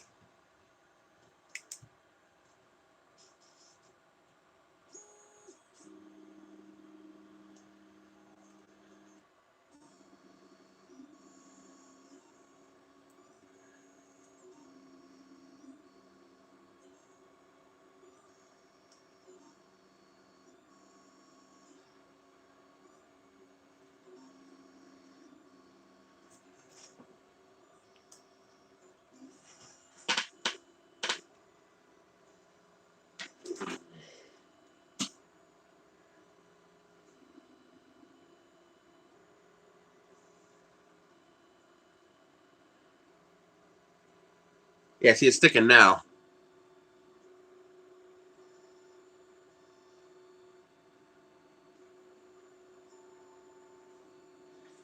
Still a little too close, though.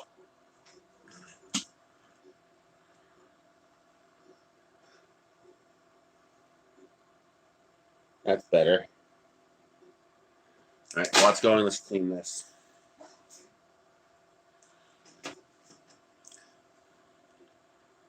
Yeah, you're using an imperial gallon, which is a different volume altogether.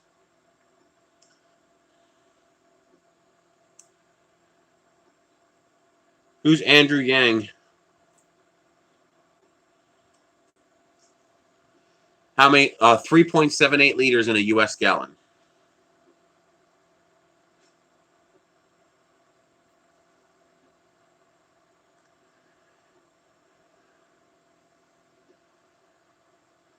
No, most people don't have a say in what they make of it. I mean, 50% of this entire country is making minimum wage or less. What do you expect them to do?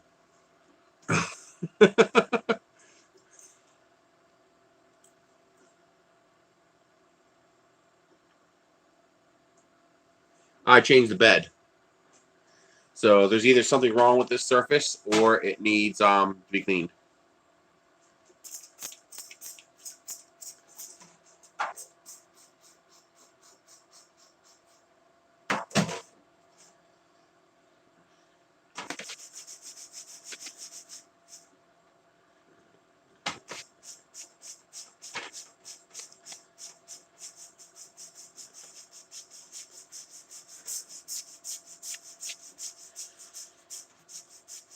This is not a microfiber.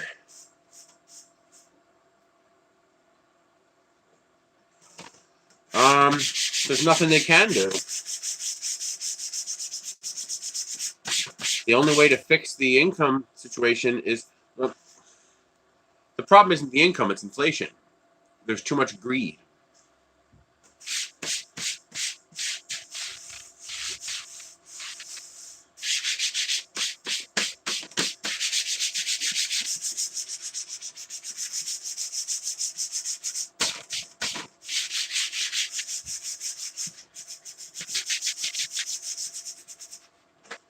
I mean, obviously it's not this simple. No, I realized that the cloth I was using put a whole bunch of lint all over the bed, so my fingers were good at removing the lint. Then I gotta wash it again.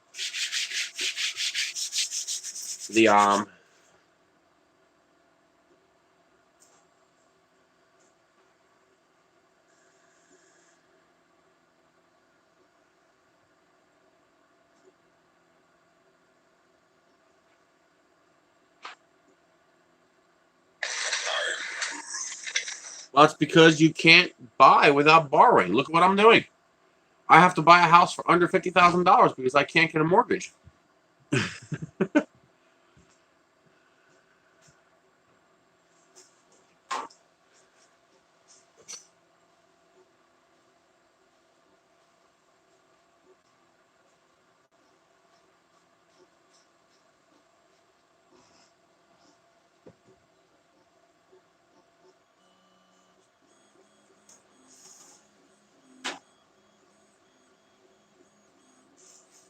Gold standard's irrelevant. Inflation's the problem, and the gold standard won't stop that.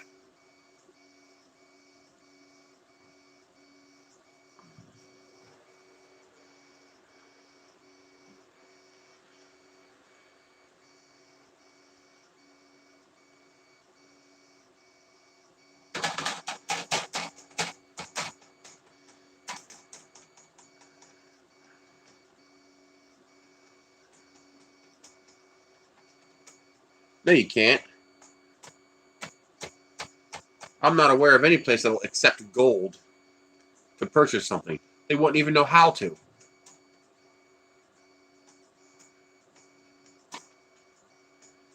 Average rings is like 30 bucks. Figure it out. I don't understand.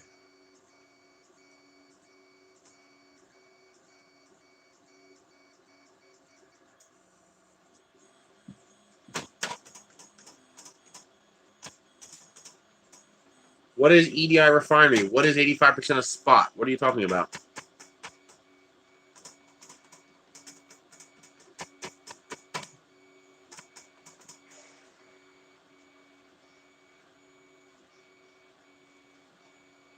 Oh, yeah. Well, to give you an idea that inflation is the problem, and I'll prove it.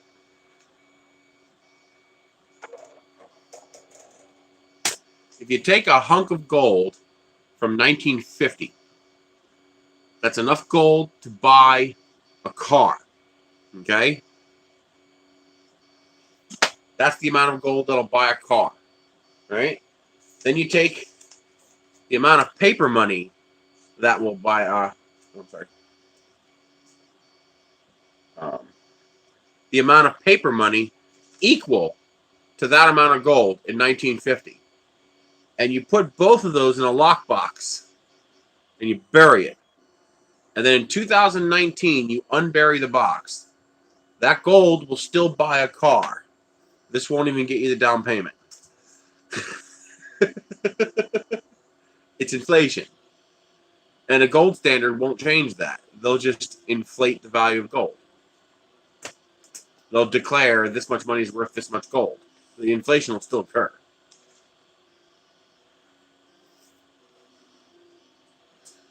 Hey, Hawk. I will try never to borrow money again if I can help it. Yeah, screw that.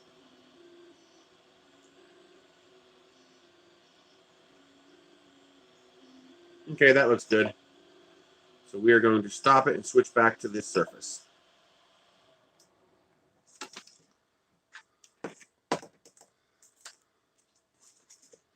Good.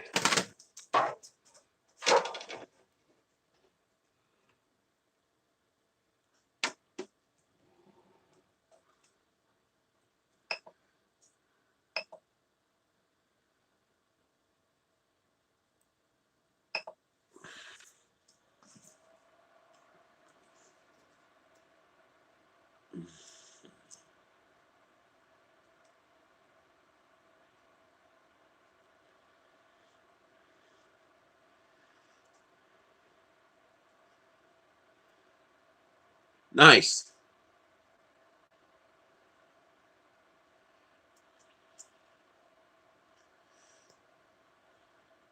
Obviously, I have no real say in the matter because I'm not British and I have no idea how their systems work over there. But Brexit doesn't have to be a bad thing. I mean, Britain used to be a world superpower. I wouldn't mind seeing them be one again. Yeah, sleeper. I think if the Brexit goes bad, it'll be because bad actors make it go bad because they're not making enough money from it. The same thing we have happen here in the U.S. If you try something good, they're going to say the sky is falling, and then they'll make the sky fall because they want it to.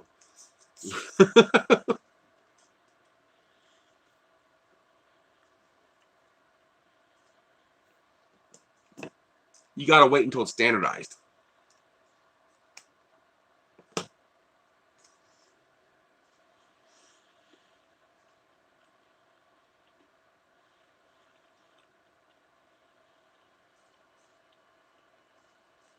That's like saying, buy the first computer. I have a laptop downstairs. It's a 286 with a plasma display. It was like $6,000 new. But now you can buy a cheap little Sony like this. You know, it's a dual core with 2 gigs of RAM. It's an old machine. You could buy one of these for like $40 on Craigslist. I mean, you gotta compare fair with fair.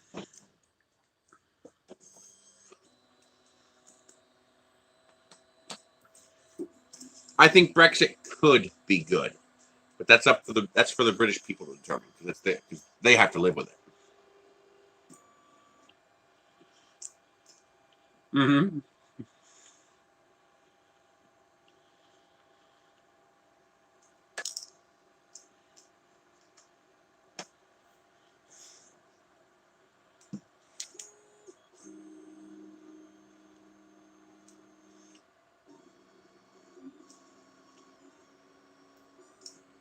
Something is wrong with this surface.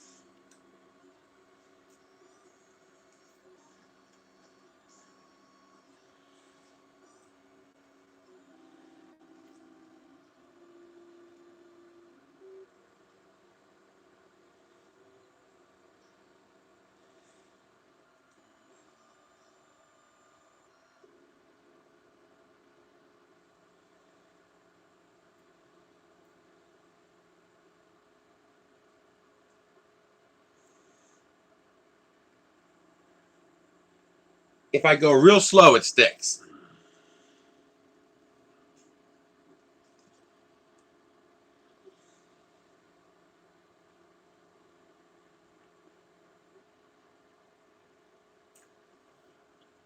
Kind of.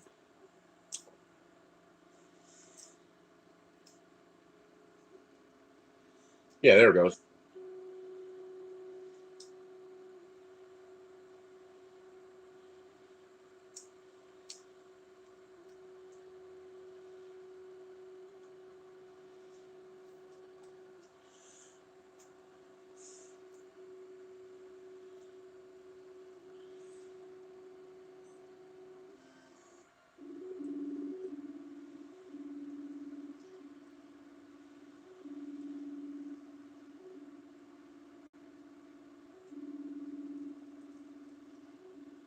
You got to really slow down the first layer to get it to stick. The surface just doesn't stick very well.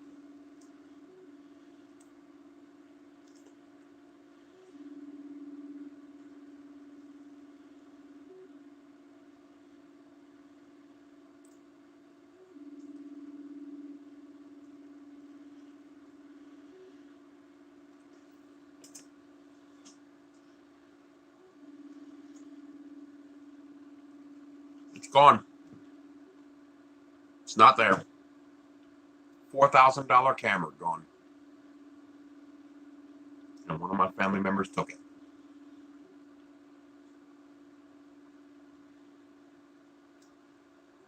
Yeah. No, the plate's warm enough. This should print cold. That was literally the most prized possession I own. Nothing was more. I'd give up all of my printers. I'd give up my electric car if it meant keeping that camera.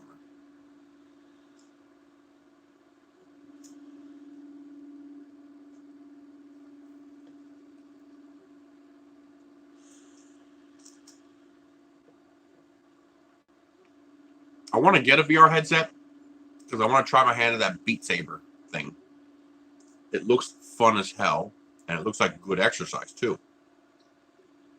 But my problem is I can't do VR. I only got one eye.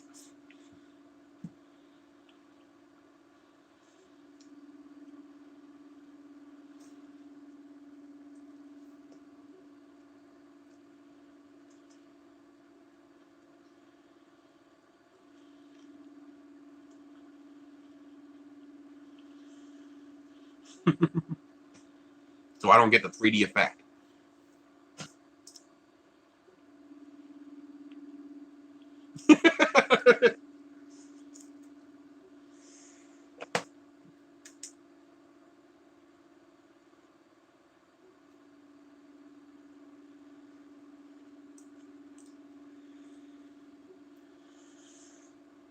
My layers are perfect, so my Z offset is good.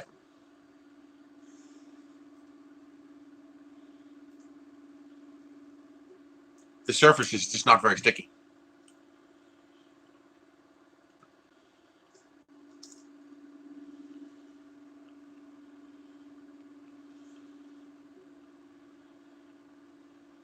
Well, I can use it because I just found out that it does not use polarized light, which is a problem when you only have one eye because everything's double vision. It uses two separate screens, so I'll just see one screen. The problem is depth perception critical to play something like Beat Saber? Will I be able to play it without depth perception? I'm gonna have to find somebody who has one and try it.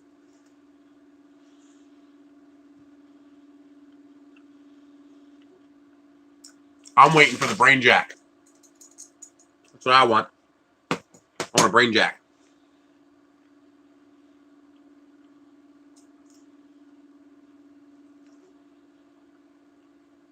Like I said earlier, I am done with this place. I'm through. I don't care about the family members I'm leaving behind. They can all go blow themselves as far as I'm concerned.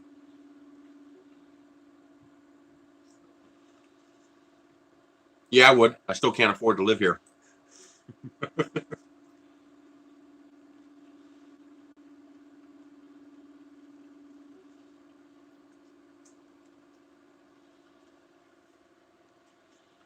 So I'm so done with this place.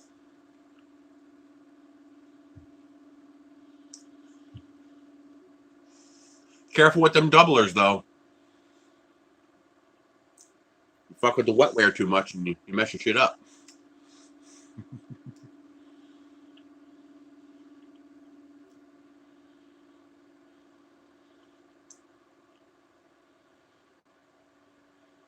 No, I don't play Fortnite. Oh, I don't. I keep no cash on me. Not a dollar. If someone came in and said, "Can I borrow $1?" I couldn't help them. I don't keep any cash in the house.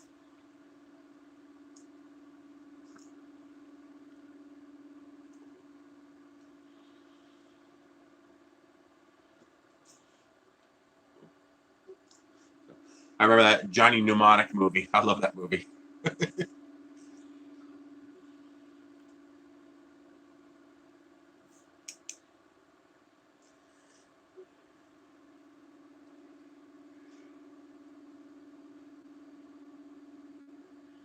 Yeah, this bed surface just doesn't stick very well.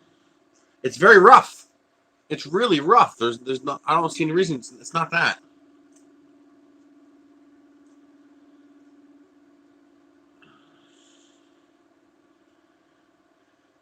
This is not a smooth surface by any stretch. It feels almost like sandpaper. That's why I'm shocked it's not sticking. It's whatever it's made of is the problem.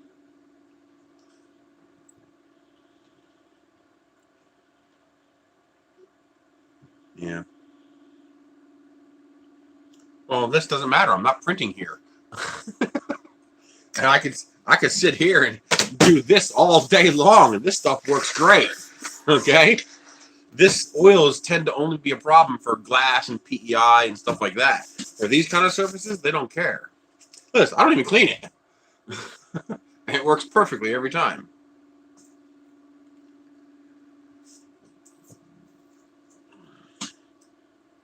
Yeah, but the whole point of this kind of surface is they don't need glue stick.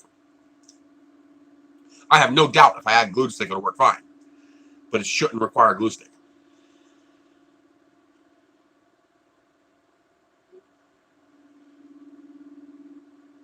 Yeah, I'll have to get some acetone and see if that'll help. If I go slow, it works fine. We'll see how well it holds.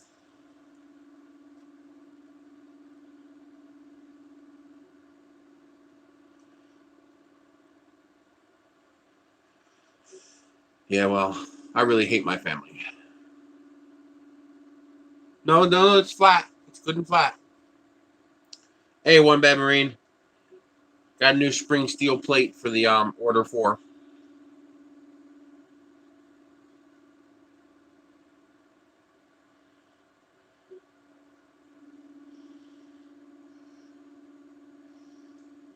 Well, the plate's nice, but it's not sticking very well. So something's up with this surface.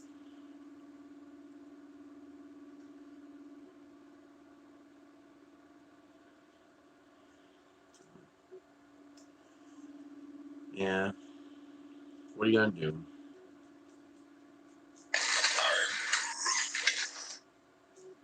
I had a groundhog on my front doorstep this morning. First time I ever saw that. Well, it's a nice machine. It's a really nice machine.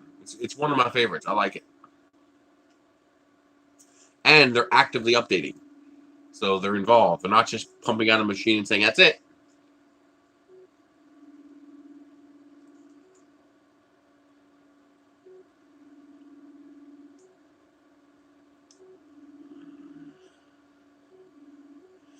Yeah, he came running up on the stoop up front and then looked around on the step and then took off.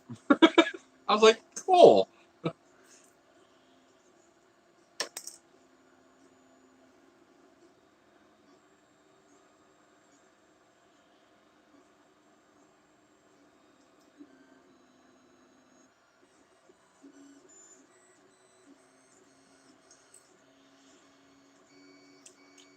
I love that movie.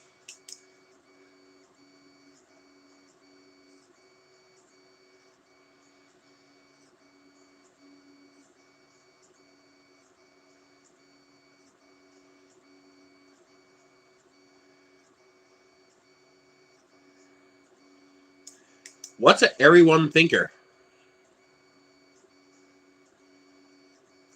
Happy Death Day to You? No, I downloaded it, but I haven't watched it yet.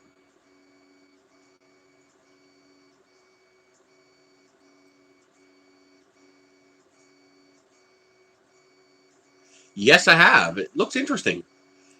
I mean, $200 is an okay price. I mean, it's basically an Ender 3 for about an Ender 3 price.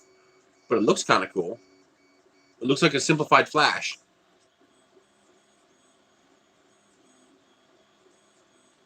Yes, I did, actually. I'll give you the same sneak peek I gave everybody else. This is next week's stream. It fits in this box. That's it. And it's orange.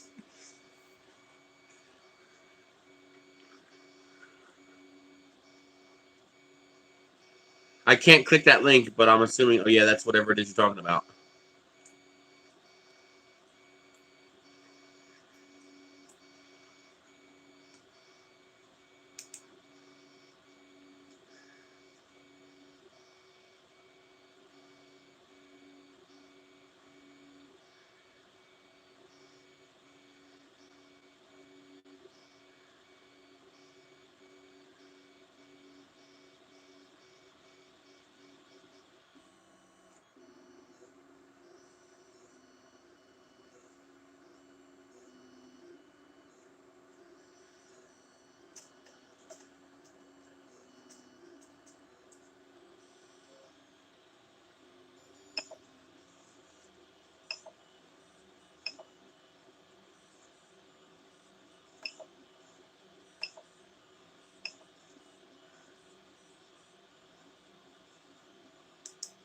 This thing's supposed to be able to go fast. Let's see if it goes fast.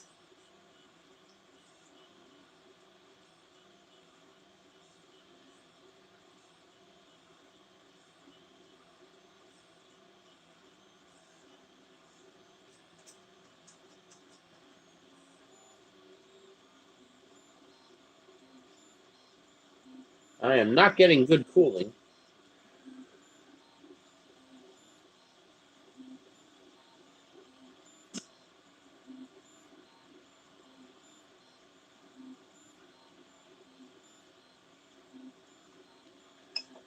I wonder if I'm too hot.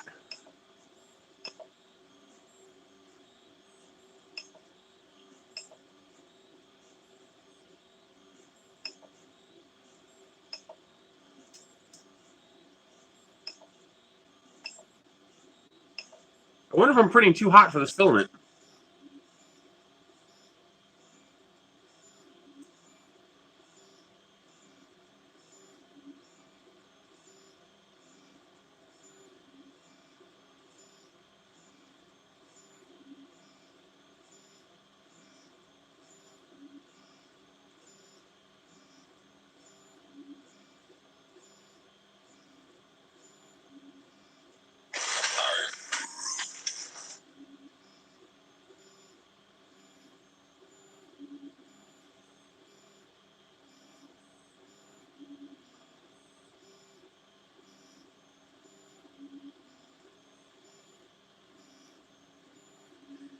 Yeah, I think maybe I was going too hot.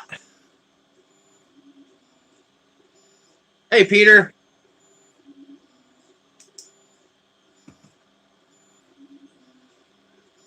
Doing all right.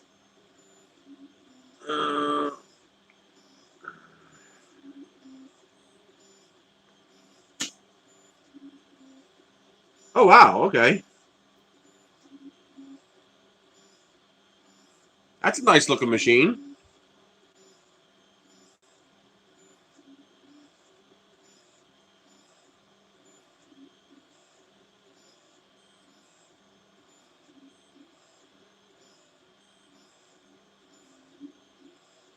Oh, I like the way it has a ruler on the verticals.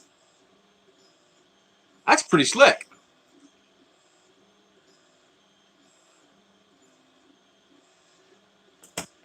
Well, I had my final straw with my family this week.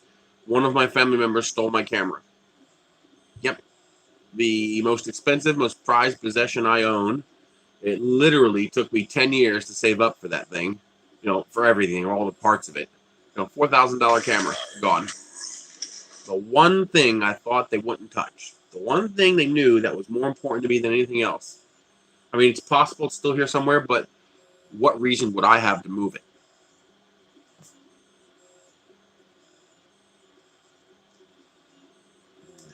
What are you going to do?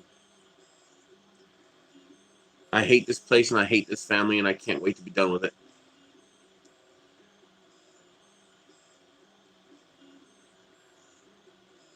Ow.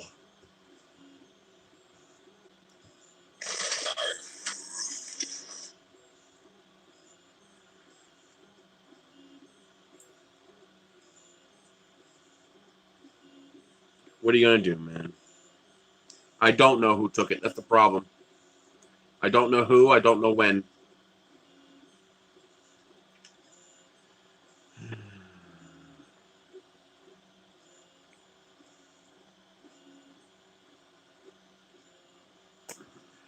My Canon 5D Mark II with a 100-400L lens, extended grip batteries, card, everything. About $4,000 at today's used prices. Yeah.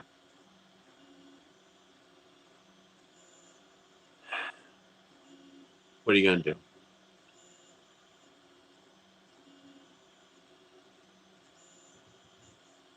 I love that camera so much.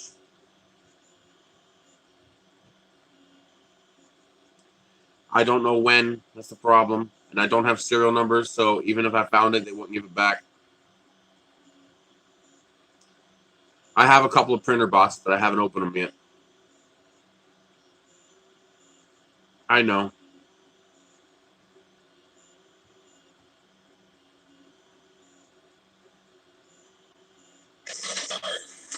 Pretty sure you meant pawn shop.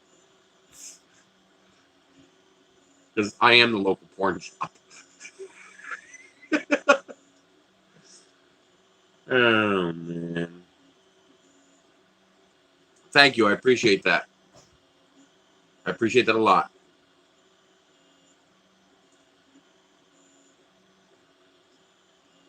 I have a thing in there. Anybody who donates over $100, I'll put their name on the bus. I'll put their names on the roof of the bus.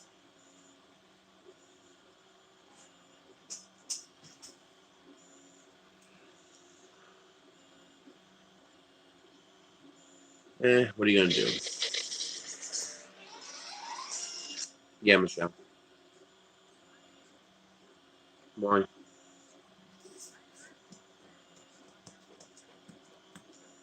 I do. I hate my family like you have no idea. As far as I'm concerned, you, me, and Sarah are the last bit left. Everybody else can go screw off. All right, Michelle. I'll talk to you when I'm done.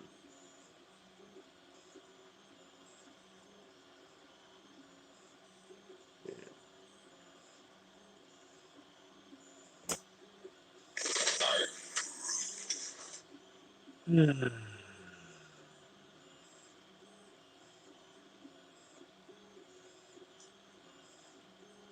And of course, the worst thing is, I have to play nice with everybody. I can't accuse anybody. I can't. There's nothing I can do. I have to play nice until I leave because I need their help. Isn't that a load of shit?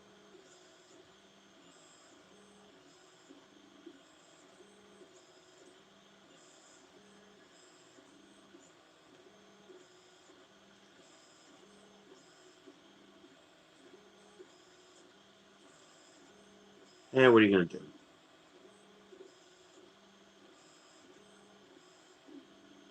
This sparkle bronze color is pretty nice. I like it.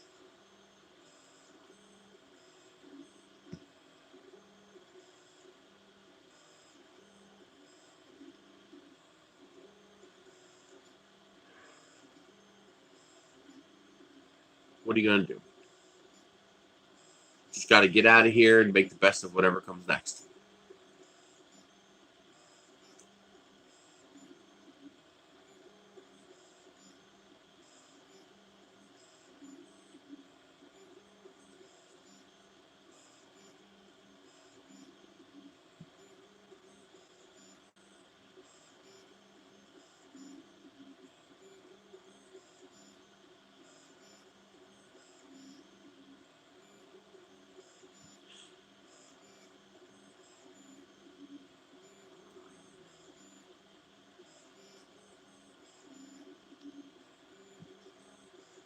I tell people, spread the word. Tell them about it.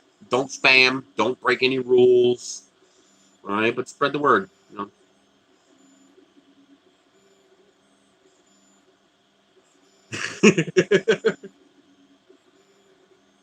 Oh God, dude.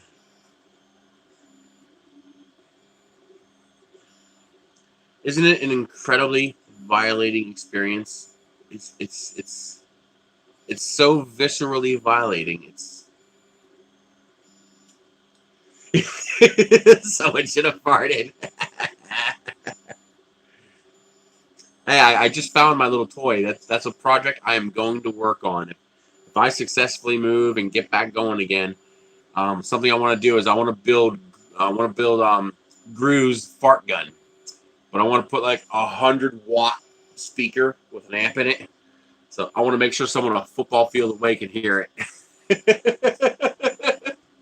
It's gonna be like this big. You have to shoulder carry it.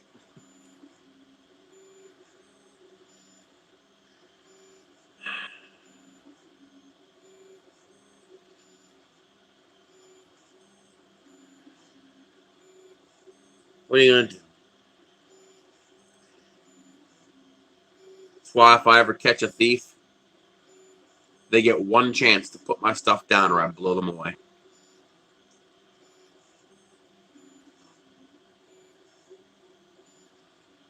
I appreciate it.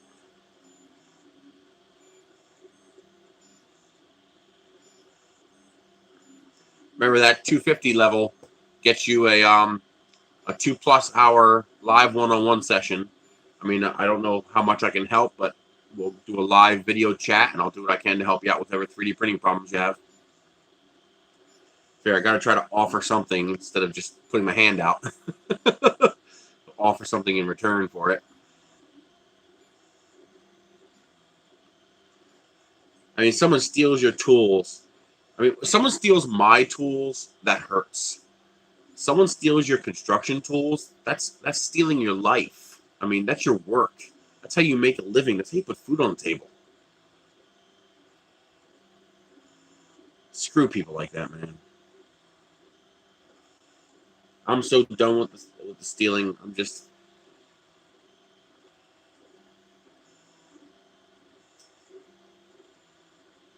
Sick world we live in. Sick world.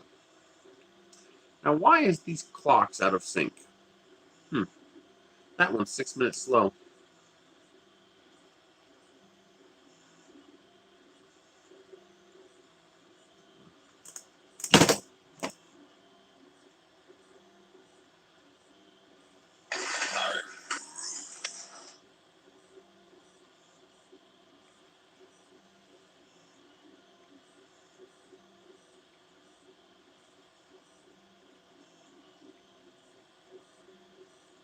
$100 from Peter and $100 from Stig.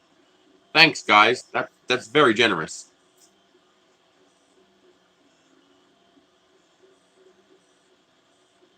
I appreciate that a lot.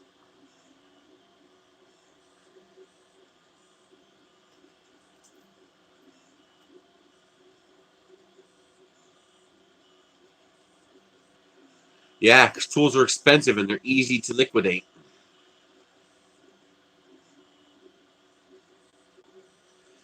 Yeah, the only place I want thieves is behind Mr. 12 Gauge. Yeah. That's where they need to be.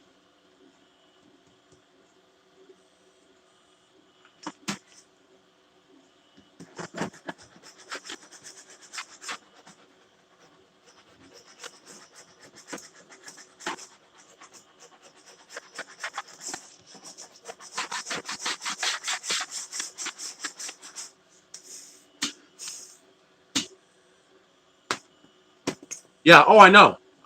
He probably got $100 for the camera.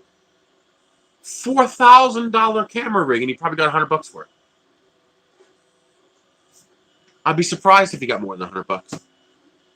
Because anybody who's going to buy from him is going to know it's hot, and they know he's a drug user, and he'll take whatever he can get. I mean, the body alone was $1,000. The lens is $1,200 used. The memory card was almost $400. Almost $400 for the memory card. Then the extended grip was another $320 plus the batteries to go with it. Those are $60 a piece. I mean, even the goddamn neck strap was a 30-year-old Mickey Mouse neck strap that can't be replaced. I mean, it's... What are you going to do?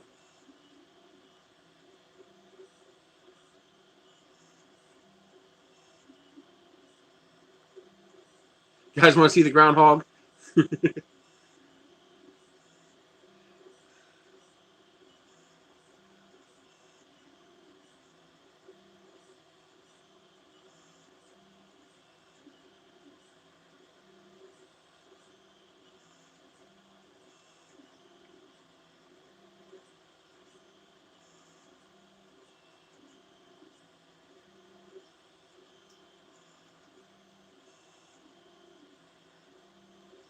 Here we go. This one, maybe? Here it is. Yeah, here we go. The groundhog up on the steps.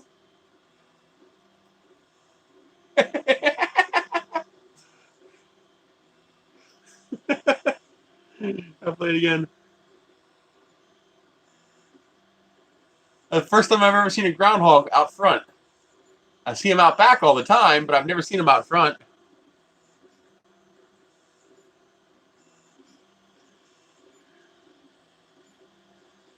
Well, because it's easy to claim, oh yeah, I had a full set of snap-on tools worth 10 grand. It's easy to claim that. That's the problem. So I understand the insurance aspect of it.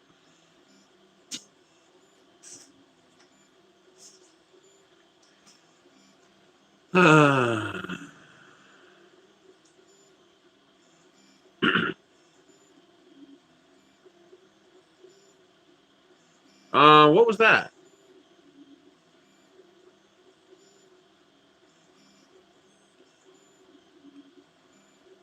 What a lame UFO dude.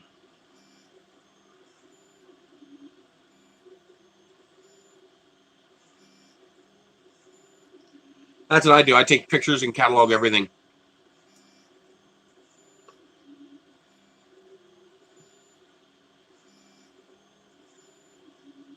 But the problem is, they'll never cover mine, ever. I mean, there would have to be a police report. There's no break-in. There's no forced entry. I mean, it's a family member who took it.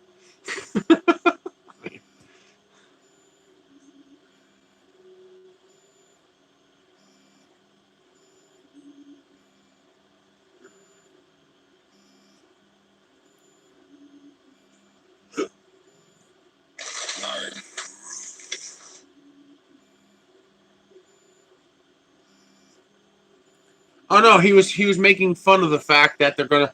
He was those messages were fine. One bad Marine. He was making fun of the fact that not only does a thief steal your stuff, but he's not gonna get shit for it. You know, he's gonna get like nothing. It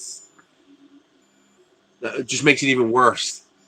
I mean, they stole my $4,000 camera setup, and they probably got a couple $100.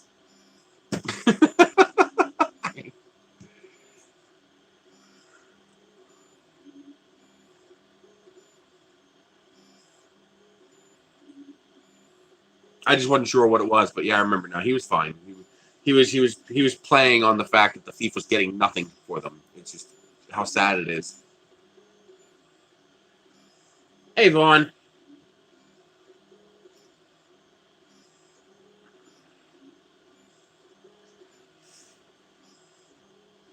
Talk about first world problems. You see the problems those people have down there. Jesus. Crazy. The world is crazy.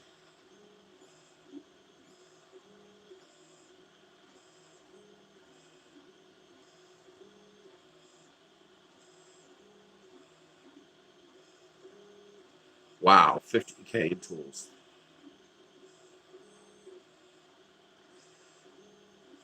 It was a 5D Mark II. It was the one of the earlier full frame sensors, the 35mm full frame sensors.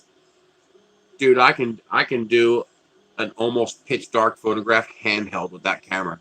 It could bring in so much light. It was just good for you, dude. 30 pounds is no joke.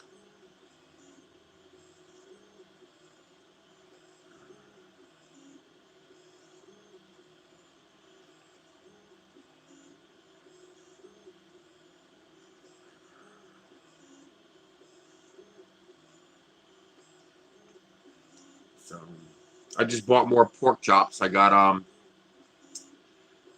center cut boneless pork chops for $1 a pound. So I just filled the freezer. And I got You know, the big pack of cheddar wurst, you know, pork sausage, cheddar wurst, bratwursts, $1 a pack. So that's $1 a pound for cheddar bratwursts. So yeah, I bought every one they had. That was like 12 of them. I'm packing the freezer with as much food as I can. I'm gonna have a generator, so every time I stop, I'll turn on the generator and refreeze the freezer, keep it frozen, and bring as much food from here as I can because I can get food so cheap here.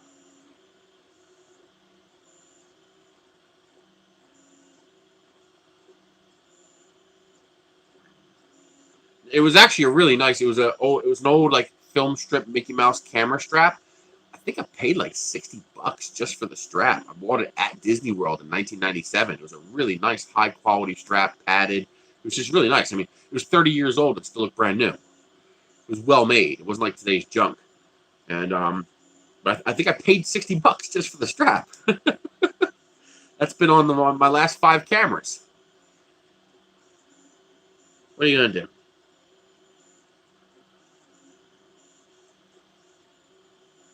That camera was how I got those rocket shots. All those rocketry pictures. That camera is what let me do that.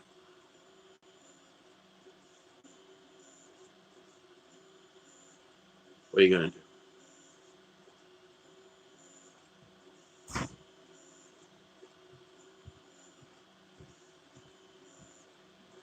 He's a heroin user. He probably sold it for more drugs. Yep, he probably got a couple $100 for it for more drugs. So it's not even like he sold it and paid off some bills. He just shot it up in his arm. Since I'm pretty sure it was Logan. I don't think Matt or anybody else would touch my camera.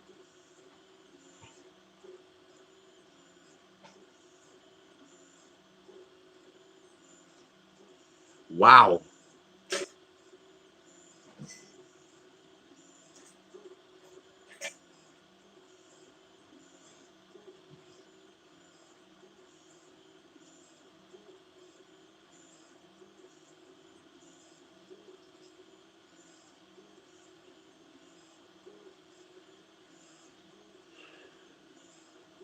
I respect anybody who manages to successfully lose weight because it's not easy. You manage to lose weight, good for you. That's hard freaking work. And keeping it off is really hard.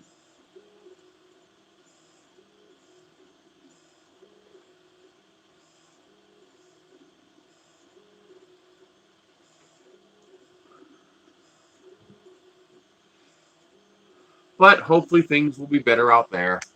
I mean, one of the reasons I'm choosing out there is that even if I fail, you know, if I have to go back to work for a minimum wage job, out there, minimum wage is almost double what it is here. I mean, I figure, let's say 4 or 5 years from now, the channel fails and I have to go back to work. I'd still do this, of course, but if I couldn't live on it and I had to go back to work, out there, minimum wage is going to be $12 an hour by then. Here, it's still going to be $7 an hour. Exactly. That's it. If you go on a diet, you're going to fail. If you change your lifestyle, you can succeed. But it can't be a diet. Diets don't work. Diets never work. Ever. Almost never. It has to be a life change. So, I've already got the bike rack on the back of the bus. It fits. The bike rack fits on the back of the bus. I'm so excited about that. Because it means I don't have to put the bikes inside.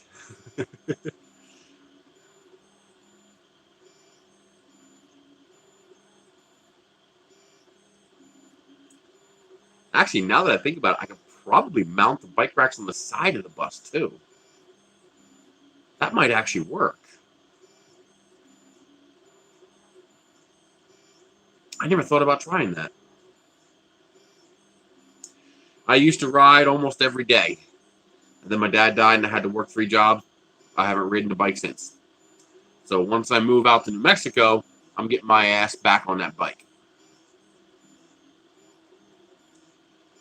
At the minimum, I'm going to reduce my ass to 1 zip code instead of 2.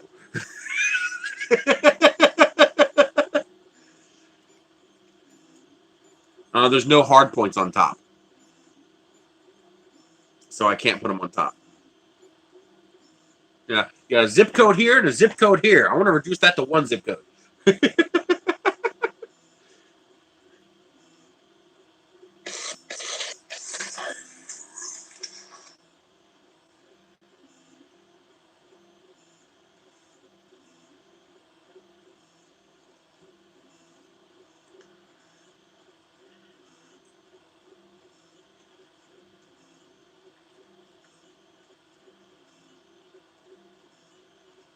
I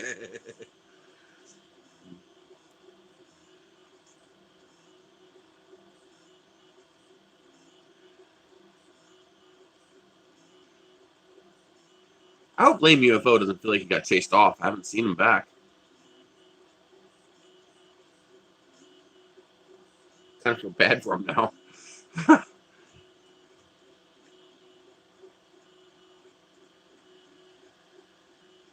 We made pretty good progress digging into the room downstairs. I can actually walk into the room now, so I can start pulling my rockets out. Although, now I can't take pictures of the rockets. Yeah, nice. But, Lame UFO, that was just a misunderstanding. Don't worry about it, buddy. He thought you were trolling. He didn't see the whole message stream. No big deal. So, try not to feel, you know, what do you call it? Salty. Try not to feel salty.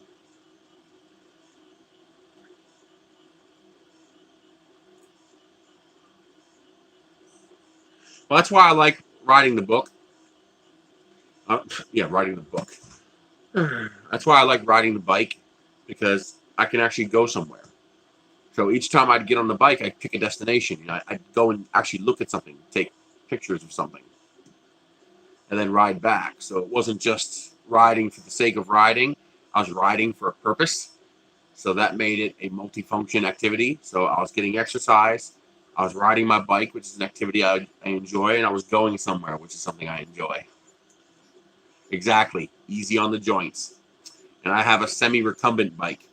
I have a Day 6 Dream 21. So it's an actual seat, and it doesn't hurt my back.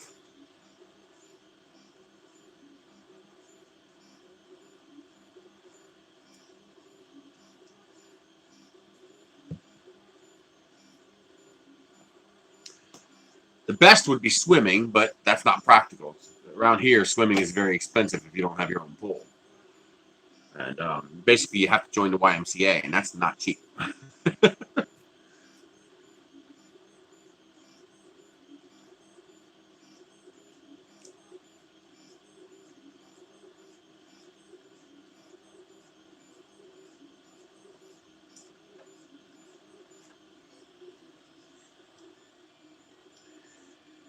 Yeah, the YMCA, you don't have, I assume those were nationwide. It's like a youth organization. You can join and use their facilities. And one thing they have is a swimming pool.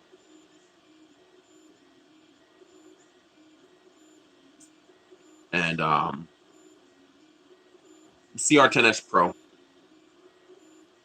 This is a nice machine, but it doesn't really compete with the CR10S Pro. It's a different class of machine.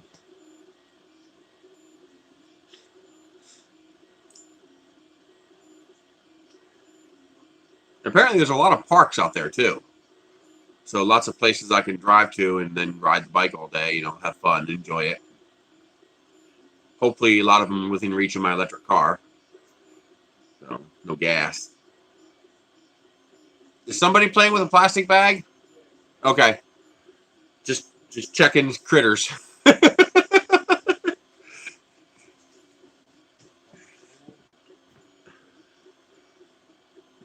I hear plastic bag, first thing I think is mouse. I was like, yeah, man.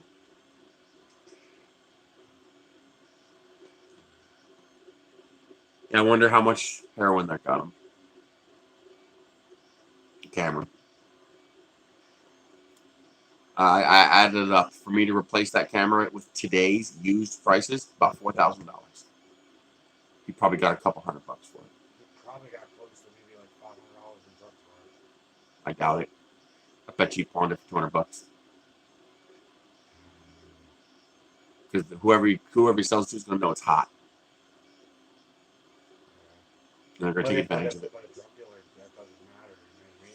You know what I mean? Yeah. You come up with something like Then that. again, drug dealer knows you're desperate. Yeah, but if they also, that drug dealer knows what that's actually worth. Yeah. If there's someone that's street smart, they would know, okay. As soon as they saw the white lens, they're going to know it's worth money. The lens alone is $1,700. 1,200 used. Just for the lens. Glass is expensive. It's the most expensive part of a camera. It's the glass. Damn. The camera's nothing. Glass is everything. I figured the camera was worth more than That one is. That one's worth about $1,000 used. New, that body was $3,500. I didn't buy it new, of course. I don't have that kind of money. Yeah. Well, that's like a really good camera Yeah. for like photography That's a- and all that, right? That's not a prosumer camera. That's a professional camera. That's a real SLR. Somebody like you that likes to take pictures and all No, there's no chance it's boxed up. I wouldn't. It's a $4,000 camera. I'm not going to put it somewhere and forget about it. I had a specific place for it, and I've checked on it every now and then. You know, I'd pull the batteries, make sure they're charged. You know, I mean, it was sitting right there on the shelf in that room there. I mean, I would love it if I found it, if I bumped into it, but the probability of that is very, very, very small. And it's huge. I mean, the camera body, the camera's this big. I mean, the camera's like this, but I got the extended portrait grip, the OEM one. It's like $400, $380. So the camera is like this big. The whole setup weighs like 15 pounds. It's not. We're not talking.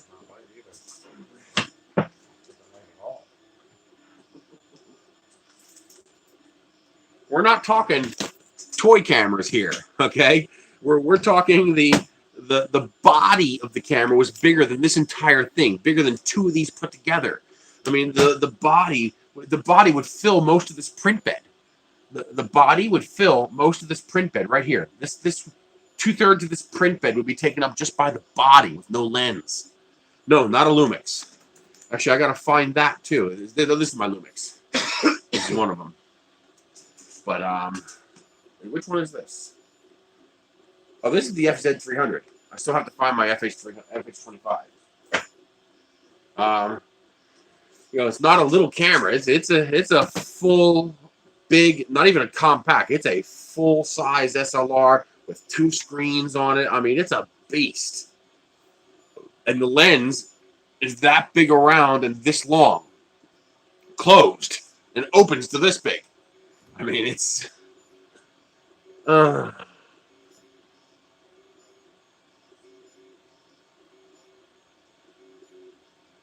that's, you just don't misplace something like that. That's just. It's a 5D Mark II. Look up a 5D Mark II with the grip. It's. I mean, I might eventually be able to buy another body, maybe. But that lens, I'm not going to have that kind of money to put into a lens again. You got to remember, my situation's going to change dramatically when I move. Once I'm at now, I mean, it's not just, okay, save up for another 3 years. Well, no, because my income's going to be a lot lower and my expenditures are going to be a lot higher. Because now I'm not living in my dad's house anymore. I'll be paying my own taxes and my own electric bill and my own water bill and my own gas bill, and I'll be paying all of my sister's expenses because she has no income. I got to pay for everything for her. So when you add all that up, there's not going to be that kind of extra money lying around. It's just never going to happen. The probability of me ever having another one of those cameras it approaches 0. It's just, that was a one-shot deal. If that camera ever broke, there'd be nothing I could do about it. I couldn't replace it. It's just, what are you going to do? It's not like, you know, $800 phones. You wait 2 years and they're $100 on eBay. That's a 5D Mark II is a 5D Mark II. The lowest I've ever seen one sell for was a very high click body, high shutter click body for like $800, and it's never going to go lower. It's not, because it's got a large enough sensor and a high enough megapixel and a fast enough speed that no matter what new camera comes out, it's still ultimately useful. So it's never really going to go lower in price. It's hit its basement. And glass never gets cheaper. A 100-400L lens is a 100-400L lens. It's always going to be about $1,000. I mean, there's no way around that. Hmm? Yeah, it changes color too. See? So standing here, I can see some of the colors in it. Yeah, it's a little reddish down here. Yeah. And as it goes up, you see the reddish lightens a So little bit. you know, if it was we're not talking like a Canon T6i, which is it's a piece of junk, prosumer camera. It's a consumer camera nowadays. I can get one of them all day long for $200, $300, but it doesn't hold a candle to a 5D Mark II. It's not even close. It's not even. It's like I don't even know how to compare it. There is no 3D printing comparison. It would be like comparing an Ender 3 to 1,000 Prusas. I mean, it's just that big of a gap. It's just.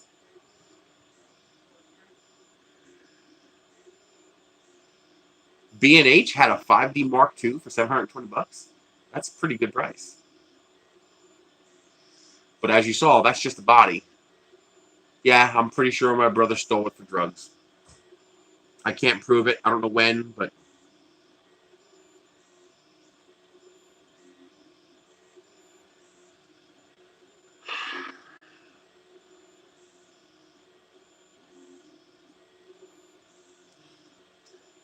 But that's what I was figuring. $800 for the body to buy used. And then you're looking at $1,100 for the lens. And so right there, you're already at, $2,000. And then the memory card is almost $400. It was an ultra high speed compact flash card, which I desperately need because the camera has a limited buffer. You take rapid number of shots, click, click, click, click, click, click, click, click, and you fill the camera's internal buffer. Well, if your memory card is too slow, it can't flush the buffer to the memory card fast enough. And so the camera now has to stop allowing you to take pictures, has to slow down to allow those pictures to flush to the memory card. On my older camera, I have missed entire launches because I was waiting for the camera to flush from the previous launch, and it didn't flush in time for me to set up for the next launch. So the F4 is not fast enough for me, even though that's basically what I had with the 100-400. I had a 100-400L Mark I, so $700 to $1,100. Usually the $700 to $900 ones, there's something wrong with them. I got a broken one for $750, and I paid Canon $300 to fix it, and they did. So about $1,100. And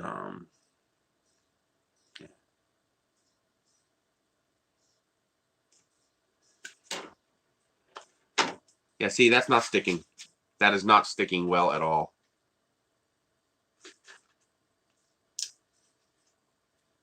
Nice print, of course, but the bed adhesion is no good. So there's something's up with this surface, and it's just not sticking good. I'm going to suggest that they just abandon this coating altogether and use just a plain spring steel plate, lacquered, just a lacquered plain steel plate to stop it from rusting, and then use the sticker they included with the printer. Just put that sticker on here. And changing the locks doesn't matter. What am I going to do? Spend $500 changing locks, and then they'll just break in through a window with a garage. I mean, I will. I'll try cleaning with vinegar. And, I don't know, man. That's the one thing. I don't know how to describe it. It was my precious.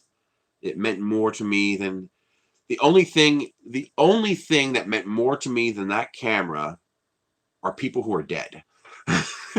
Okay, so there's literally nothing left in the world that means more to me than that camera besides my sister. All right, my sister is the only thing more important to me than that camera. And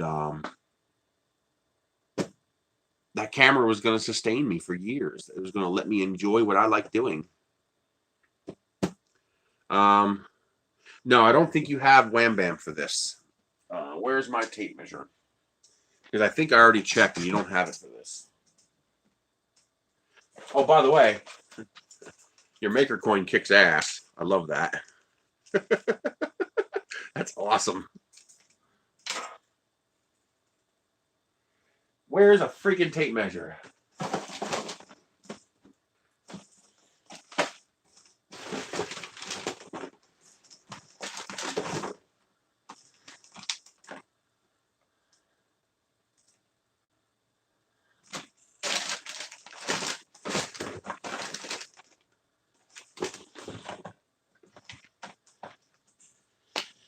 Oh, I don't have a goddamn ruler.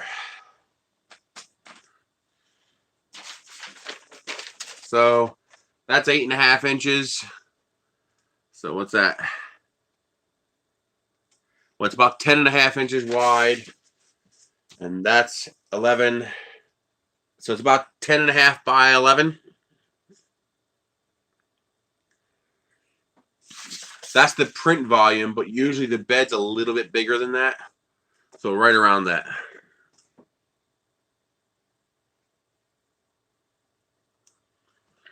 Yeah, but where am I going to get $1,500? You know, I just don't have it.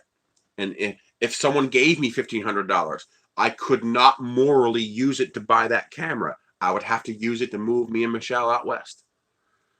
I mean, it's just I can't put $1 toward replacing that camera until after I'm successfully moved and we have a livable house to live in. It's just yeah, I gotta find a tape measure to measure it. What I want is a Wham Bam for the FlashForge Guider 2. I freaking love that printer. But yeah, I'll get the measurements for this and send it off to you.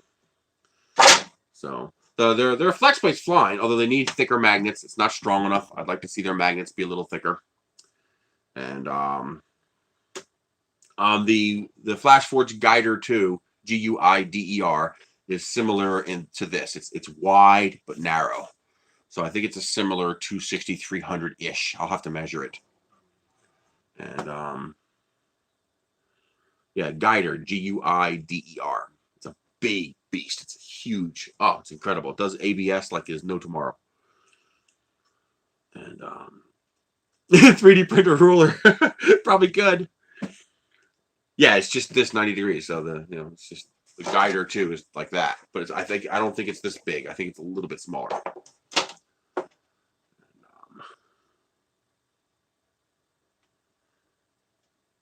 I don't know how popular the Guider 2 is. It's an expensive printer. It's a $1,500 printer.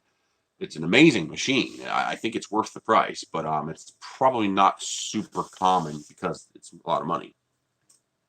Yes, they do. They have a 410 by 410 for the S4, Chiron, etc. And I've already had my my Wham Bam magnets up to 133 degrees Celsius. No effect on the magnets. And I believe, Peter, you said you've had them up to 170 degrees Celsius?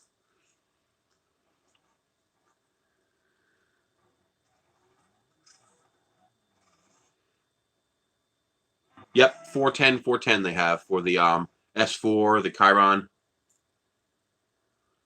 Wow, okay, so it's definitely got a high enough curry temperature. See, that's what I use here. I just stick a Creality sticker on the Wham Bam flex plate. Are these lacquered? Is there some kind of coating on here that keeps these from rusting? Actually, the Wham Bam's pretty cheap. Even the what is the price on the 510 510? It was pretty affordable, even the regular price. Oh, so there's no lacquer, there's no coating on this. Okay, that's good. Do it. You'll love it. If you can, optimally, what you want to do is to get like 713maker.com to make you a nice mic'd out aluminum bed for it, so you can get rid of the glass. But if you have to, put the magnet on the glass. Just remember to slow down because of the extra mass.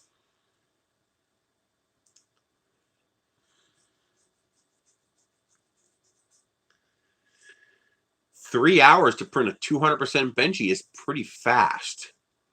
That's a 200% increase in time for an 800% increase in volume. That's pretty damn good. That means you were moving pretty fast printing that.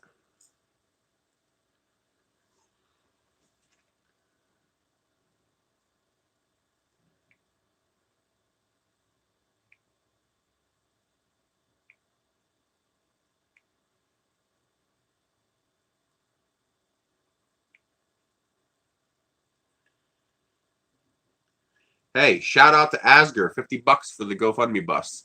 You're awesome, dude. And any money that goes to that GoFundMe will only be used to move us. It won't be used for anything else.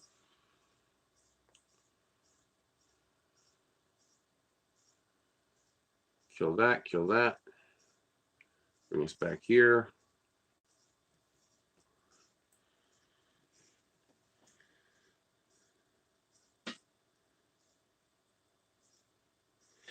Yeah, well, that's gonna, you're actually breaking down the actual material itself, the whatever substrate the magnet's in. That's fine. No typical 3D printer's ever going to go past 140 on the bed.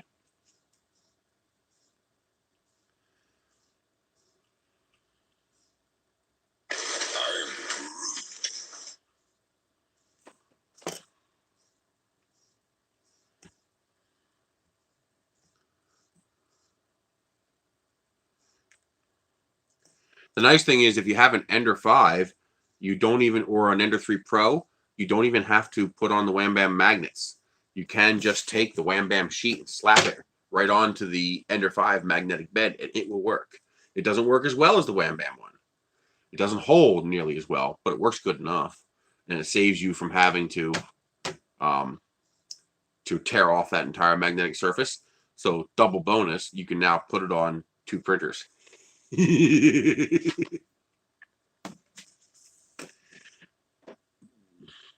So if you order the Wham Bam with an extra steel plate and you have an Ender 5, you can put the Wham Bam sticker on an Ender 3, leave the magnet on the Ender 5, and use your extra steel plate you ordered, and now you have it on 2 printers. Yeah.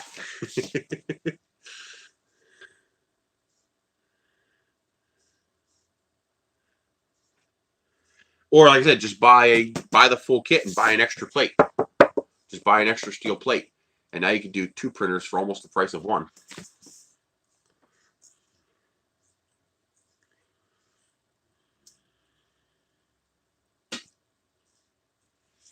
I'm cheap. And lazy. I do not envy anybody having to peel off that magnetic surface. Although I guess it's not going to be any harder than peeling off a sticker.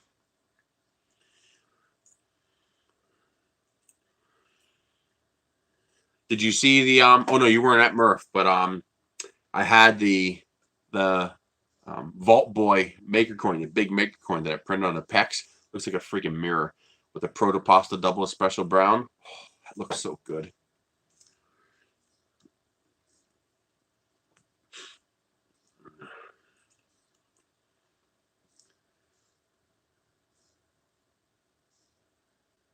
Wow. Yeah, but you paid for all those mods. I personally would have kept the Ender 5. I like the extra 50 millimeters, and I love the box frame. It's just so solid. Such a solid machine. The only downside to the Ender 5 is that the bed jiggles a little bit if you touch it. But as long as you don't touch it, it's not a problem. But apparently somebody did design a 3D printable stiffener for the bed that actually is supposed to work pretty good.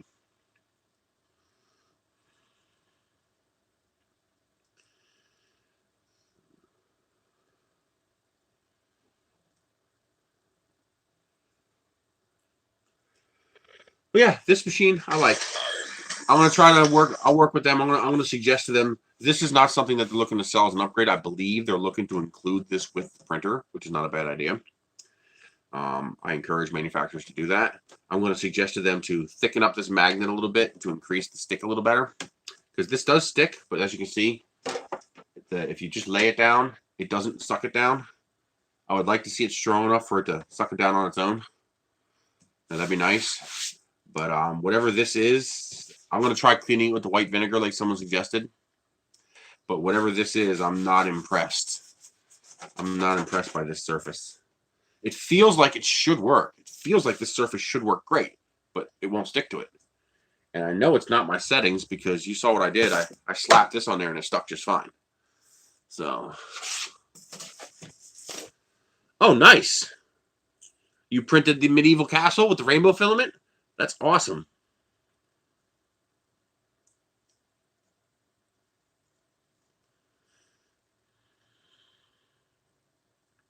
Very cool. Oh, I didn't show you guys my latest print. I got that new Atomic Filament Sunset Silk. Oh, yeah. This is printed on the Sapphire S at 0.08 layer height. Look at that.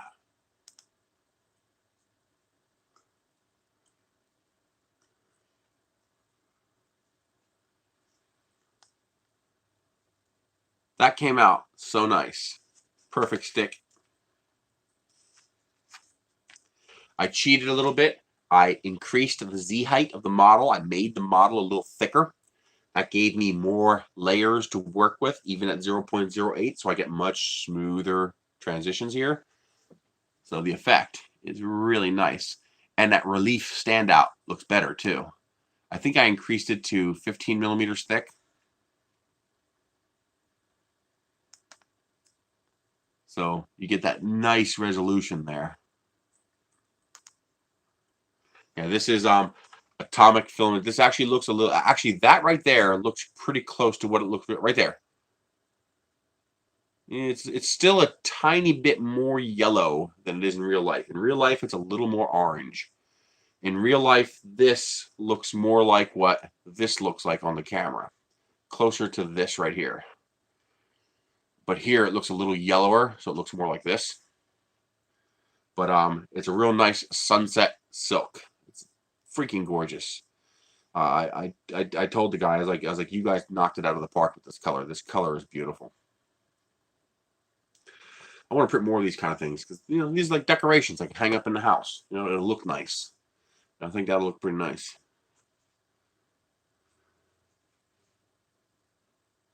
No, they said these magnets are good to 130. They said they've tested it to 130, no problem. So, yeah, the gloss tends to make it lighter. Plus, see, like, right there is pretty close. That looks pretty close to what I see in real life. Not quite orange. Yeah, right there looks pretty good. As soon as I go face on, it goes too yellow. But what? Oh, it's so beautiful. That came out really nice. The Sapphire S did a good job on that.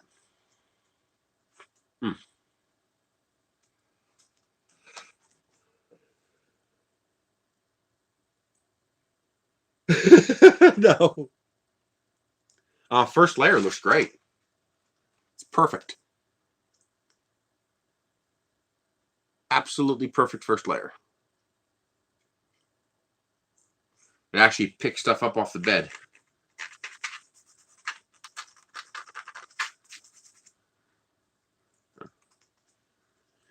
The Sapphire S is not as refined as the Ender 5. I think the Sapphire S is capable of better resolution than the Ender 5 in theory. But the Ender 5 has a much bigger build volume and a slightly lower price. The Sapphire is a 200 cubed, while the Ender 5 is a 220 by 220 by 300. And you're going to get very similar quality. I have a roll of the new Voodoo out in the car. I actually haven't taken it out of the car since Murph. But I only have one roll, so I'm trying to think what to print with it. I want to when I print with it, I want it to be the right print. And yes, I have an S5. It's actually already packed up in the bus. Let me tell you, that thing's huge. That's a freaking beast. Most expensive printer I have would be the Guider 2, $1,500.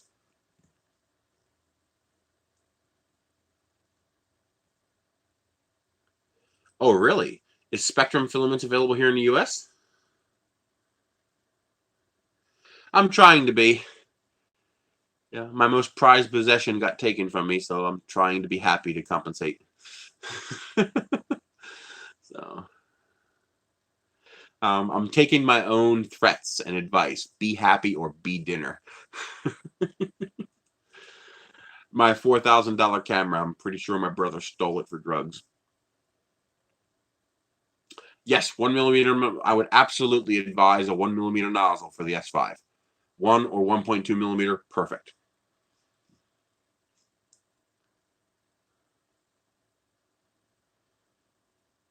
Haven't had to play with it. It's sitting down here still. Haven't had time. Yeah, I had it sitting in a particular spot on my shelf in there, and it's gone now. A Canon 5D Mark II with a 100-400L lens and all the extra goodies. Yeah. What are you gonna do? Not anymore. He doesn't know, and he's not moving with me.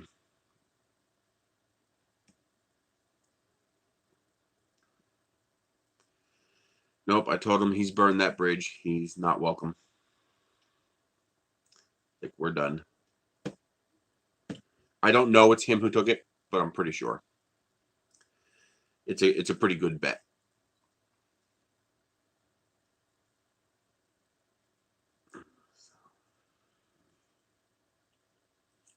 Oh, that's how you did it. Yep, that makes sense. I'm surprised you got 40mm per second. That's pretty fast for a 1mm nozzle. Yes, Banggood is a safe site. Well, as safe as any Chinese site can be. They're as safe as eBay. They're as safe as Gearbest. They're as safe as AliExpress. Just a little update on that I'll give you guys. When you order from sites like Banggood, Gearbest, AliExpress, eBay, China, etc., you have to remember you're ordering from China at cutthroat prices.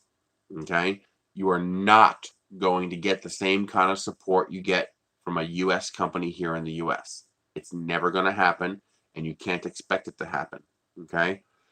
If you buy a printer and there's something minor wrong with the printer, they're not going to send you a new printer. It's never going to happen. Okay? The cost to ship this printer back would exceed what it costs to buy the printer. Okay? But it's not like they're trying to screw you. If you work with them, they will work with you in return. They want you to be happy, but that means you got to do some of the legwork. So if you buy a printer and it turns out this fan is bad, you have to do the diagnostic work to determine that.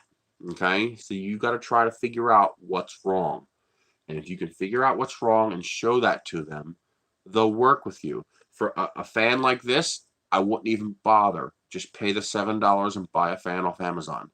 Okay? If it's something more major, like the screen's bad, well, if you take some video and diagnose it and show that the screen's bad, or for example, like say this switch doesn't work, they'll send you a new screen. They'll work with you if you can show them that that's the problem, and you're not just throwing part numbers at them.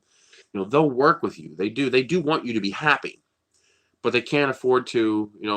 They might sell you this printer for $400 and they're making $50 on it. What are they going to do? Send you $100 in parts? They'll never make any money. You got to work with them. If you work with them, they'll help you out.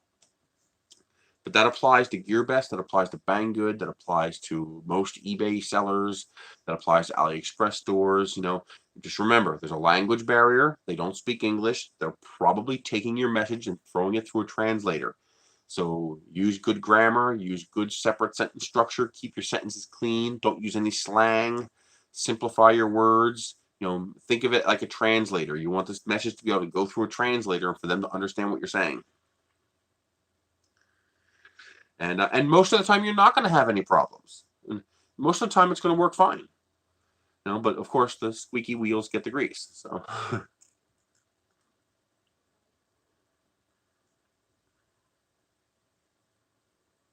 Wow, that's unusual. That's pretty impressive.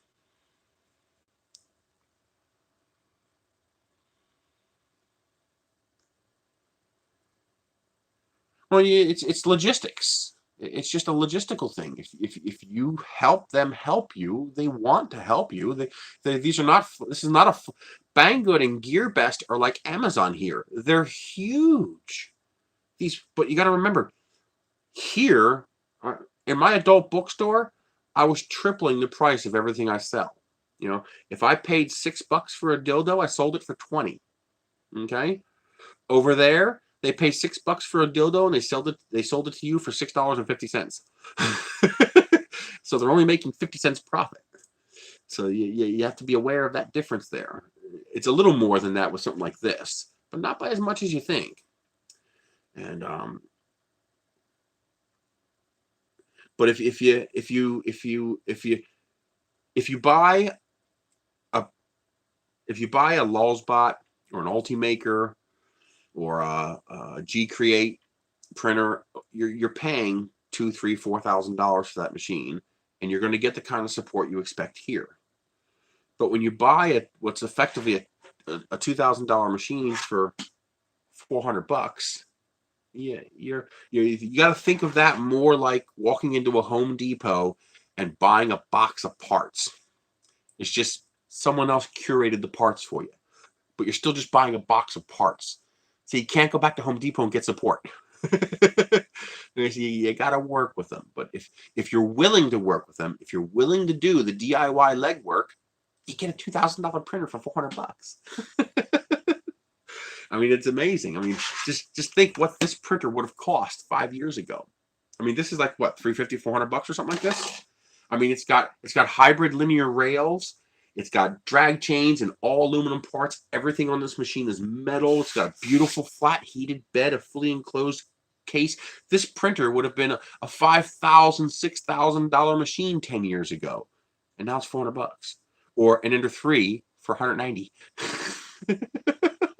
It's ridiculous. It's crazy, but you have to be willing to do the work. And if you're willing to do the work, the potential is unlimited. I mean, it's just the people like me can't afford things like this, okay? And when I say people like me, I mean people at my income level. I am an exception because I'm running a YouTube channel, so people send me 90 printers.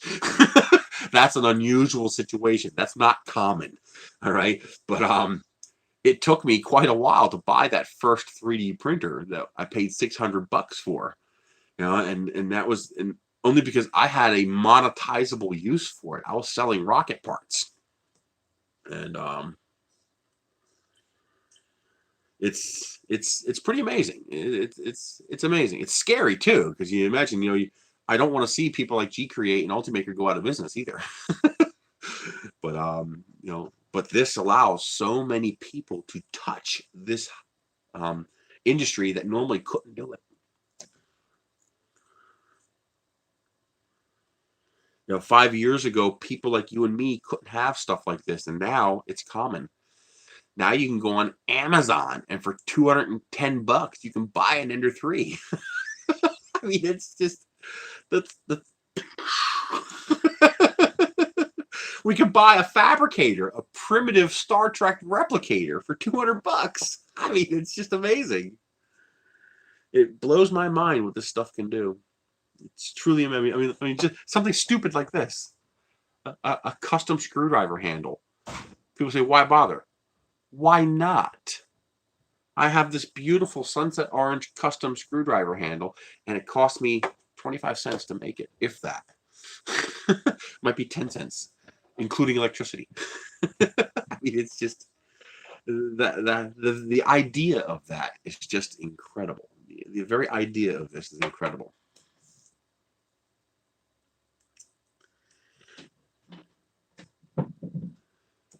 Anything from, you know, little frogs for your kid to screwdriver handle.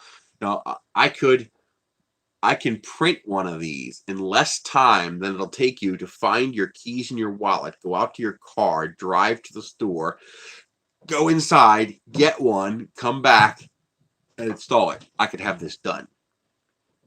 And it'll cost you less than the gasoline you'll burn driving to the store.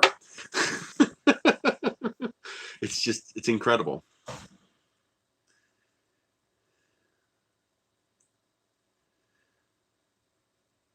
Okay, so you probably had a 0 on the hot end would be a thermistor issue. Oh yeah. This is I don't know exactly what you call this. It's a hybrid. It's aluminum extrusions and linear rails, kind of both. Come on. So you have this aluminum extrusion here. It's a square extrusion. Looks just like this. Okay, go away. You have this extrusion here, and it's hollow inside here. And they have these steel rods embedded in them. See? You have these steel rods embedded. These don't move. They're embedded in there. They're permanent. And then, if you look down here, there we go. You have these metal roller wheels. There's 3 of them. So on this side, you have 2 on this side, and you have 1 on that side, and they are pressed up against these steel rails, steel rods. And so it's kind of a hybrid system.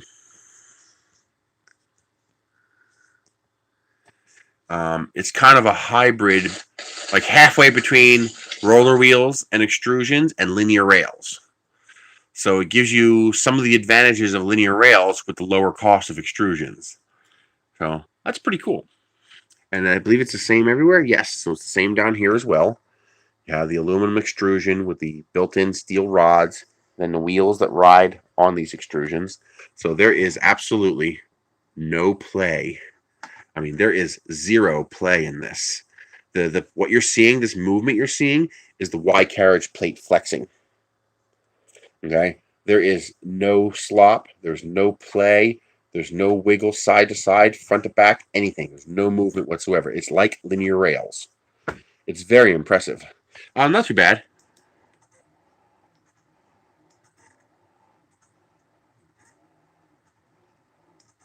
Let me get closer. So very quiet. The rubber is actually louder than the rails. You don't. It comes like that. They're all preset. Because this is an absolutely fixed distance, and because those wheels are metal, they are an absolute known value. So there is no eccentricity needed. They are press fit in there. Basically, in theory, because all these components are metal, this can't loosen up. It should not be possible for this to ever loosen up. The reason you need an eccentric nut on the extrusion type system is because you are running soft rubber wheels on the extrusions. And so those wheels can deform and change shape, right? But because this, you're pinching metal wheels. See, the wheels are metal. See? Those are steel roller wheels. There's no rubber there. There's no plastic there. See how it's a form fit right to the rod? They are perfect fit. It's almost like the entire rail is a bearing. It's almost like this entire rail is one big bearing, except it's flattened out instead of a round bearing. It's pretty impressive. It's a damn good compromise between the two technologies. And so as long as these are manufactured to spec, you never have an issue. They can't go out of alignment. And of course, this uses the same thing. You can see there's a little grease in there. See, that's the grease. Right? You can hear how quiet it is.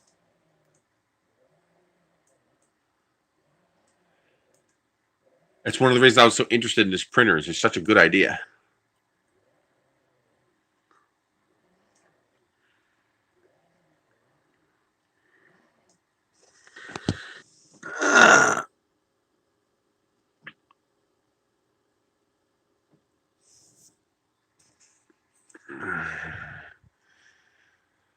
But nice machine.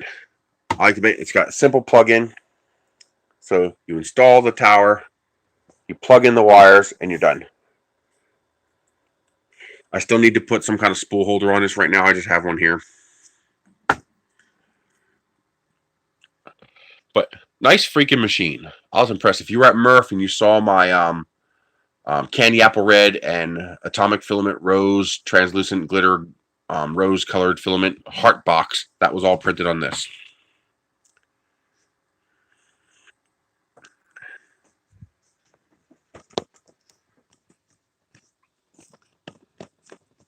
Let's find out.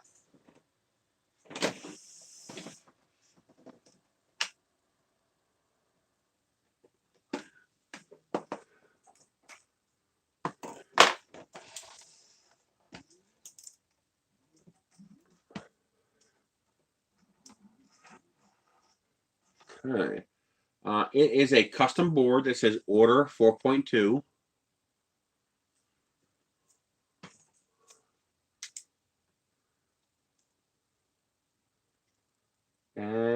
It's a custom board. It's not a generic on-the-shelf board. Hang on, I'll get you a picture of it. Okay, there we go. Let me give you guys a close-up of it. Yeah, I don't see why not. It's certainly got enough support to support a direct drive. There's your guts right there. I believe this is for power off recovery. Those are two big capacitors.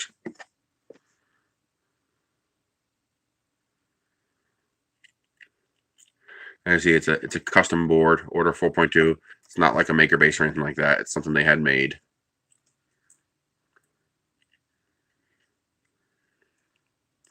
And I believe it's running Marlin 2.0.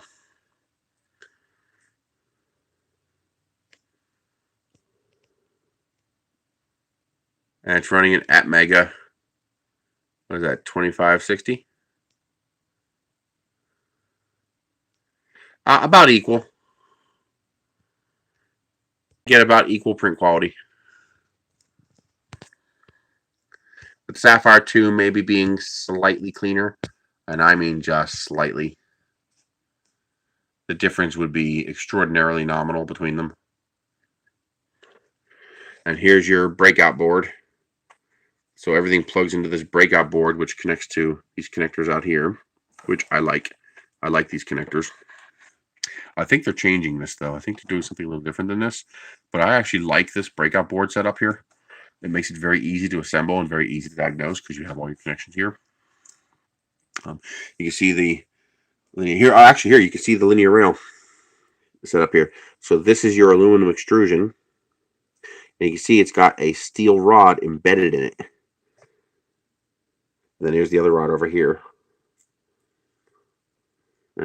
So there is your guidance right there. And you can see up there, you can see the wheels all the way down there.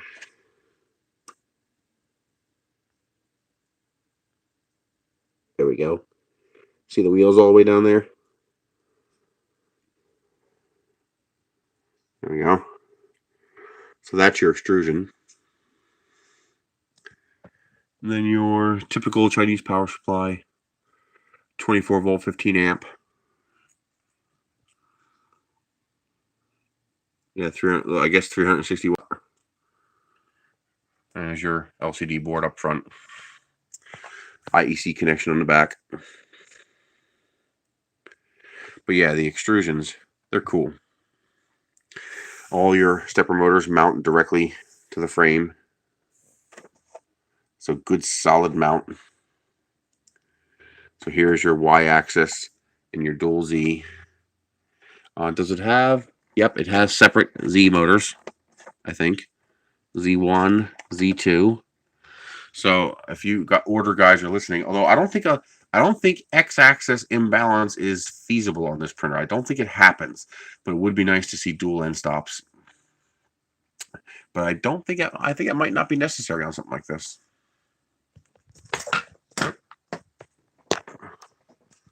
Just because those guide rails are so stiff, they're so strong, that I think the printer would be self-leveling, meaning the X-axis can't really go out of whack. There is a cover for the bottom of here. I just have it removed.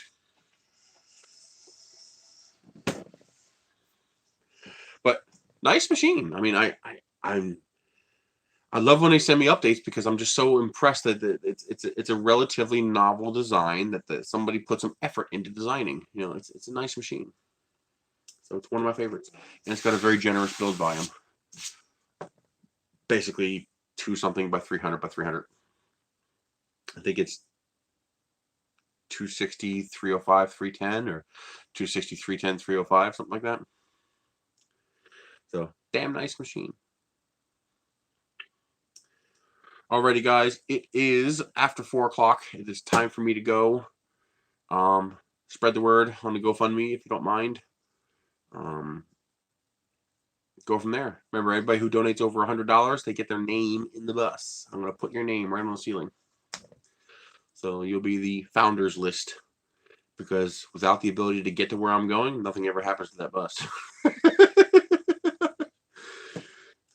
That's the print volume, but I suspect the bed is a hair larger than that, because the print volume is usually a little smaller than the bed. But yeah, that's the print volume. Very generous print volume. Basically a CR10 mini print volume. And but on this, everything's built in. So everything's unified structure. I like it a lot. Micro SD card slot over here with the USB port over here. Your IEC's in the back. Here's your power switch for your power supply for 110, 220. Yep, next week we'll be live again, where we will play with this little critter.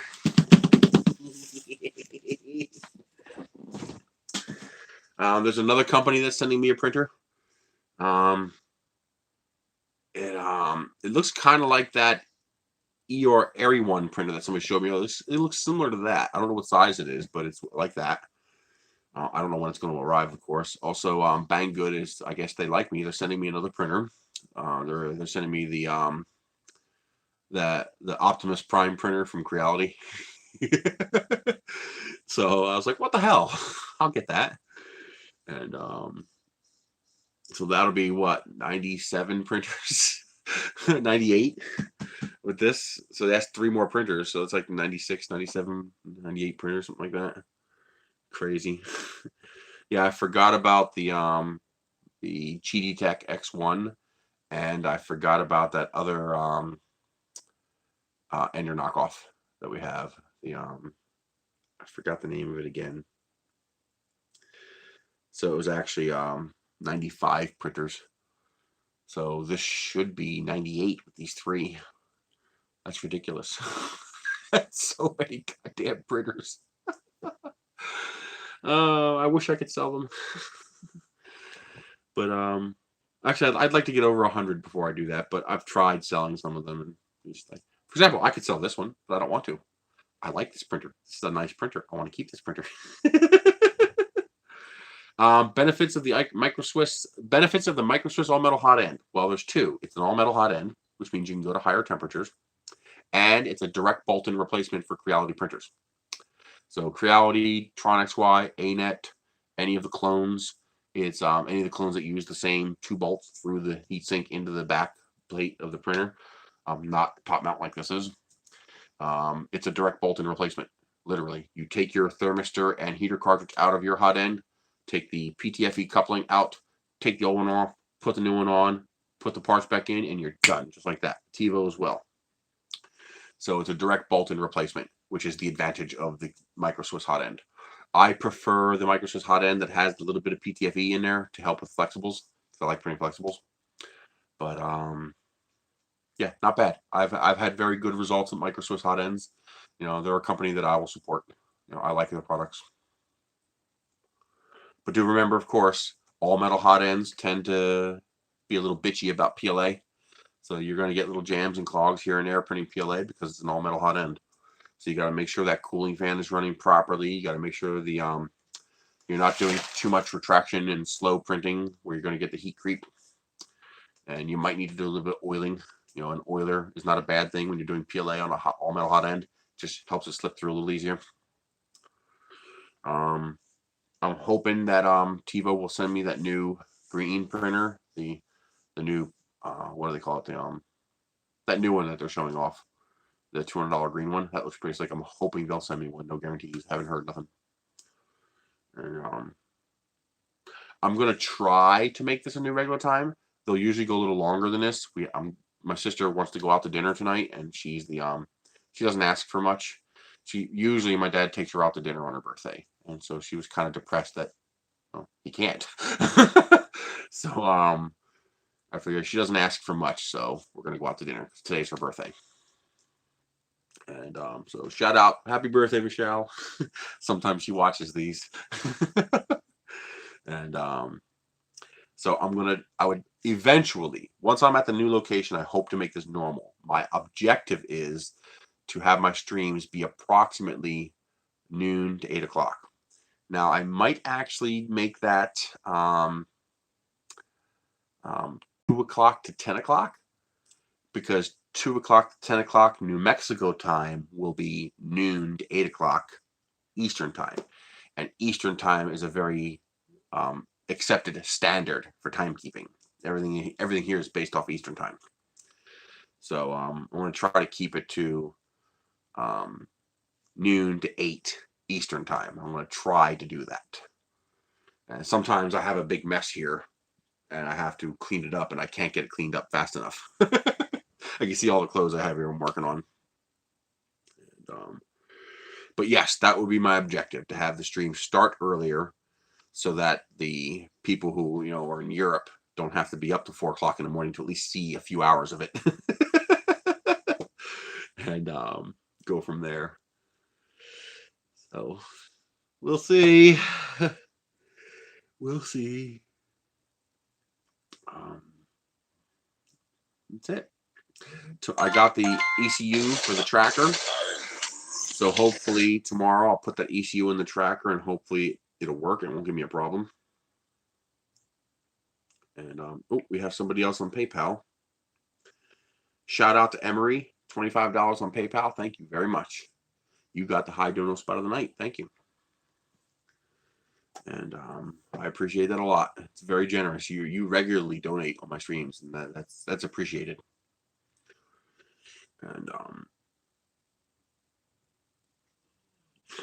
but that's it.